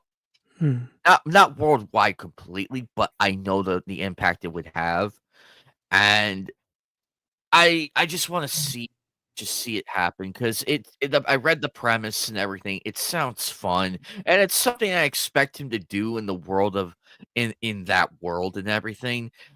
And I really hope that we do get it. Assassin's Creed, I have no hope. Shells, I have no hope for. I have no hope for it. And I can hear the ambulance going down the street for Ubisoft. So we are seeing that happening. And then Snow White, it's going to probably do abysmal numbers, like it's trying to the honeypot and everything. But when you go and bastardize and alienate every single person because of X, Y, and Z, and go out there and have the worst PR stunt I have ever seen. In the history of PR stunts. Yes. And it's like it like the PR for that whole thing was a disaster. One after another, and I'm just like, where's the hook? Where's Disney? Disney, get a hold of your PR agent and stop Rachel. She's making your movie less interesting with her PR. Stop it. I had no hope for that. I had no hope. And it proved to and the trailer pretty much sealed the deal with me. I At tried. least in terms of what's coming out though, next month as well as the month after, the ones that I'm looking forward to at least are the sequel to The Accountant as well as Mission Impossible. Yeah, I think they're gonna. I think Tom Cruise is like, I'm gonna do one more Mission Impossible and then I'm done. He doesn't want to pull out. He doesn't want to Mission do a hair. Impossible is him keeping a marriage going with all his cult bullshit. But a lot of films are coming out. I barely see any promotional stuff for How to Train Your Dragon because I have no faith How do in you it. fucking mess with How to Train Your Dragons? I will gut you like a fish. That is a good question. You mess with How to Train Your Dragons, I will track you down. Or let's just do it the Jim Carrey Grinch way. If you touch one bit, I'll hunt you down and gut you like a fish. Come on, we have to do it that way, right? Wow. But yeah, in addition to those ones, I know that there's a few others I'm going to be trying to like go over really quick though, roughly around the second week. The fact is that Batman Begins turns 20 this year. Speaking of which, the creator of Batman Begins is going to be at Game On Expo next month. Based on my tick levels, I think I should take this. Nice. I'm gonna try and meet him. I'm gonna try and see if I can find him. But Oh, once we get off stream, I have to tell you a story about Lydian while we were in person with each other. I'm waiting word for Joker, but I think he'll be happy to know the poll just ended, ladies and gentlemen. And your winner for the watch party tomorrow night is Black Cat from Shonen Jump, the complete series. This is the winner of the poll I've been running for the last week. It just ended tonight, and I'm very excited to announce it. I'm very, very excited for tomorrow. I already messaged Joker. I hope he is okay. Because I know how it is with like connections and everything. Because mine kept crashing the last few times, and I'm like, yeah, why? But it was great to come in and hang out with you guys and yes, bounce topics off each other. God, I love hanging out with you guys, and weekends are not always so feasible. I don't know if I'll be able to be here this weekend because I have to go into another state to get some stuff to help my brother out. Fair enough. That's it. That's okay with me. I can explain that one off air, but I got a lot of stuff that I'm gonna have to try to catch up on. Mainly trying to break down the rest of season 1 of Magic Knight Ray Earth, because I know it ended roughly around like the month of February. Because when I was checking on the Wikipedia, it didn't. I don't think it went into March, because eventually when they started doing season 2, that started like several months later, supposedly. But in addition to that, as well as Snow White, and then also Batman Begins, I gotta, start doing my review on that. I'll just put it this way. I got a lot of films to watch, make notes and review, and then upload onto my channel. We could And then always. like Sorry. also Mhm. try to Oh, do some discussions with some other YouTubers on certain things. hmm. I was gonna say we could also end the stream and wait for Silent Joker while we talk a bit and share the stuff that can't be shared on air. That's up to you, though. Wow, we have a lot of people tonight. We have 12 people watching on YouTube and 38 on Thank you Twitter. all. Sorry, I'm a ticky little Gee. monster tonight. Wow, I'm not We- sorry. You eat penis. I had fun tonight. Aside from Joker crashing, but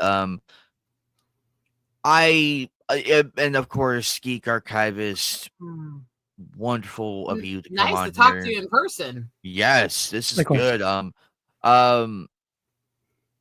Come on, And so come you on can come again in and see anytime. how pale the native chick really is. Yeah. Mhm. We do Nightcast every Wednesday around this time because it started off as like an idea in my head because as you are aware that Knights of the Anime Table is the main hangout hub for all of us. This is more of like a spin-off of that in a much smaller area of like trying to get We the try news. to at least do topics, even if we do bounce a lot in each ad ones.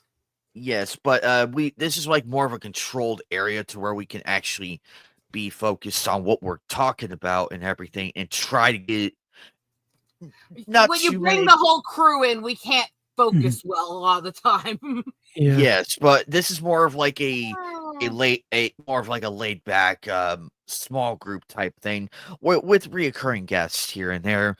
Eagle Rider has been a guest here before. Mhm. So is a few others, and we pride ourselves on that because we love having different me Joker. We love having different people on, Mhm. even for a short time. It actually it actually Here's works. the context. I respect him enough. I'm not pushy on here. I have co-hosting abilities. I could technically go into any stream he's doing and crash it and add myself without him sending me a link. Yes, but I don't. I ask him permission. Do you mind if I join tonight? Well, yes, because you did ask me about Nightcasts at one point, and forgive me for that question going over my head and everything. Overall, this has been fun because we try and get as much as we can within 3 hours because this is one of the shorter ones. This is like 2-3 hours max we go. Yeah, It depends on remember, the topic. It depends on the topic and everything. It just depends. Sometimes we go a little longer. I remember though that when I was with Orange Hat Reviews when we were doing the extended version of the Lord of the Rings trilogy, I attended all three, and most of it was pretty close getting it to the 3 hour mark because we knew it's Lord of the Rings. there's like no way we'd be able to cover at least everything, but we just covered like bits and sections of it. But I do recall I'm when we were pretty going sure the over. reason he didn't invite me to those ones is he didn't want it to be a 6 to 12 hour stream, and he knows me with Lord of the Rings. You don't understand. I know Orange Hat very well. He actually started streaming on my channel before he started his. And the funny thing was though is that when we were going over the second one, the Two Towers, it occurred to me that I knew there was a funny part from the film that I should have brought up on towards the end, but I forgot. So by the time we started doing the third one, that was when all three of us knew because we were waiting on somebody else. Nerd with a Cigar was the one we were waiting on. And Orange Hat knew that I knew that there was a part, the funny part towards the end of the Two Towers that I forgot to bring up when we were doing that live stream. So I brought it up at the start as we were waiting, and I just had a lot of fun just trying to do my impressions of both Legolas and Gimli on that part. Just so much fun. Throw me. Anyway. Still only counts as one. They had some great moments between them. Oh yeah. But the part that really, cracks me up even now every time I rewatch it, it's right when it comes to the kill count and Legolas is like, final count 42. And then Gimli's like, 42. Well, that's not so bad for a pointy-eared elvish princeling. I myself am sitting pretty on 43. And then he fires the bow. He fires an arrow at it. And Legolas thinks that he's got it. He's like, he's already dead. He's like, he was twitching. He was twitching because he's got my axe embedded on his nervous system. That part does not get old for me at all. It doesn't get old for me at all. I just like that stuff a lot. By the way, that's one of my other books I got recently. Suede Leather Bound of all 3 in 1. Hey James, what's up? I have those separately. I have them separately, but it's suede leather bound. It's high end. I had to have a high end one.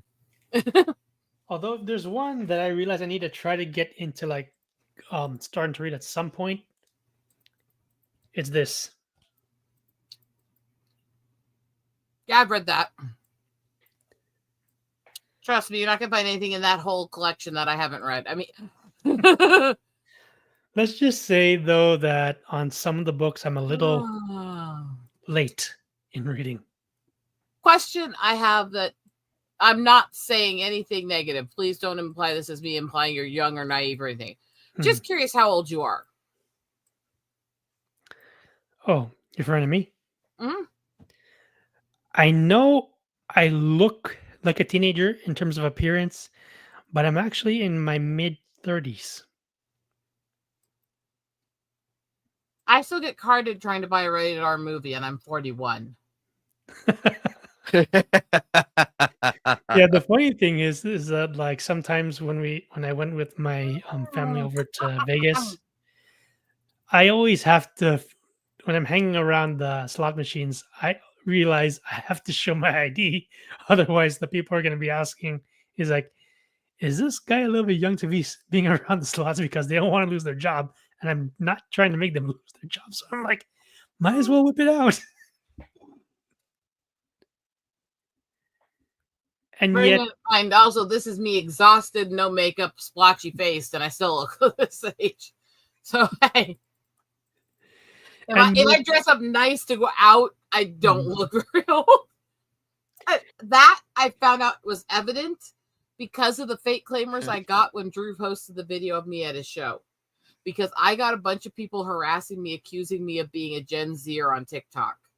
Oh my God. Oh, no. They're going, are you kidding? I'm an early millennial, barely millennial, right at that cusp between Gen X and millennial.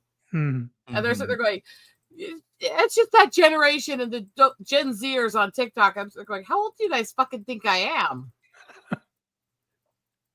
And they're going, you're just a young kid. It's like, I'm 41, you dumb fucks. Oh. You fucking idiots. And the thing is, though, is that I know that even though I'm 5'4", because of my height, it's easy to assume that I look like a teenager. Oh, I agree. I agree. Why am I so surrounded with so many short men? No, look, you just said you're 5'4". So is my best friend Lydian. So is Drew Lynch, by the way. Anime's 5'5", Bob's 5'6". My husband's shorter than me. I'm over 5'8". I have no idea, to be honest. Oh, and by the way, so you know, Anime, when I met up with Lydian and we picked him up at the airport, I got out of the car to take over driving and to help him get everything loaded in the car. And literally the first thing that happened is I reached to help him get his suitcase and ticked, "Wow, you're tiny" at him.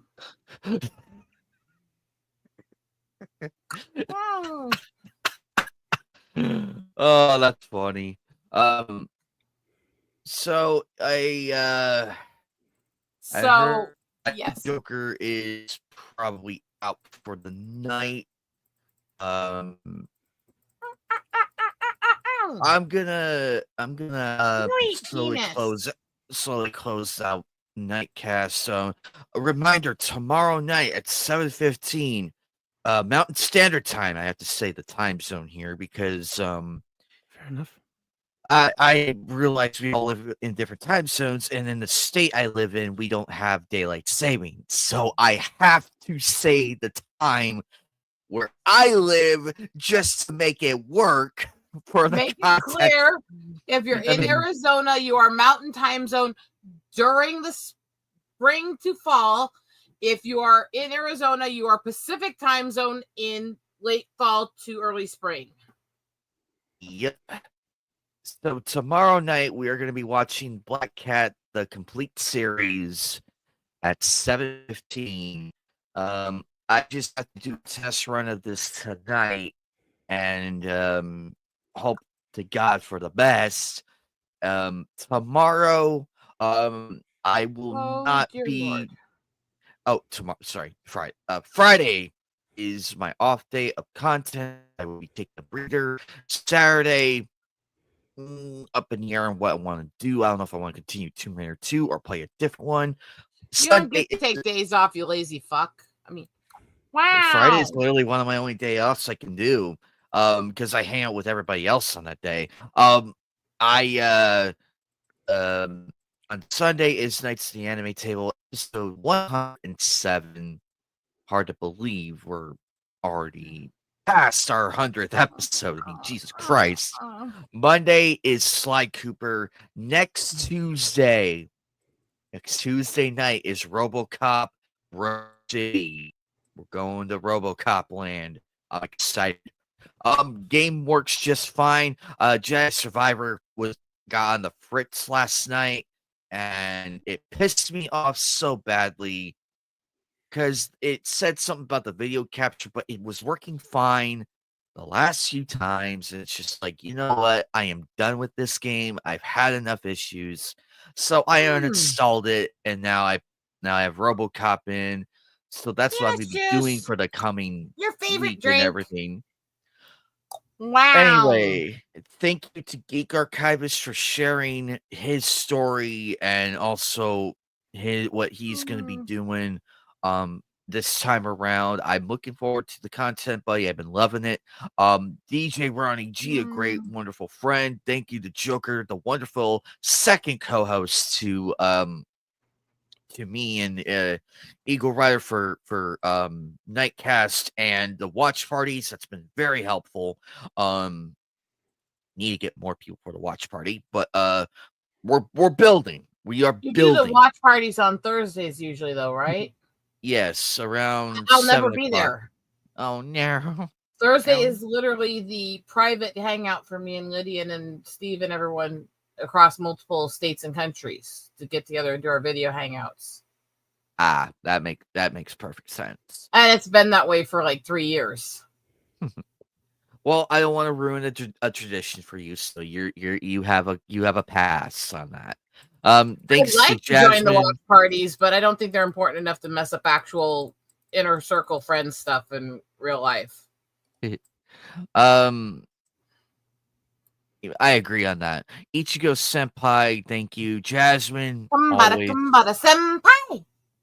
Jasmine, we love you and everything, and glad to see you. DJ Ronnie G, one of the cool YouTubers. James for being awesome. The biggest, angriest man named Phil, wonderful content creator. Love hanging out with him. Freedom Fighter, Alchemy. Of course, there's Xavier right there in the chat. Tom Laundry, Vanessa Kitty. Love having her here. No Callie tonight. I'm shocked. Sunflower and all the wonderful people. Also, thank you again to Eagle Rider for the $2 super chat. I appreciate that. And the sub's optional, ladies and gentlemen. You're not obligated to send super chats. It's appreciated, but it's optional. You just being here is what brings the joy out of me. Just hanging out with everybody here. I like you could make me give you money if you tried to make me do it. If you see my YouTube short of the last one, I almost had a heart attack and almost fell out of my chair. So, that was fun. But thank you again, Geek Archivist, Eagle Rider. Thank you again for making a wonderful special appearance tonight. We will do this again. I love doing Knightcast. It's easier to do, and we're on a simpler time to do it. Lots of topics to talk about in pop culture and everything. This is more of the condensed one of Knights of the Anime Table. But Yeah, we're topic mine driven. in terms of like what I upload and what I'm gonna be reviewing and the like. While I don't have a fixed schedule like most YouTubers, I do try to at least make posts in terms of like give an idea in terms of what I will be eventually be covering.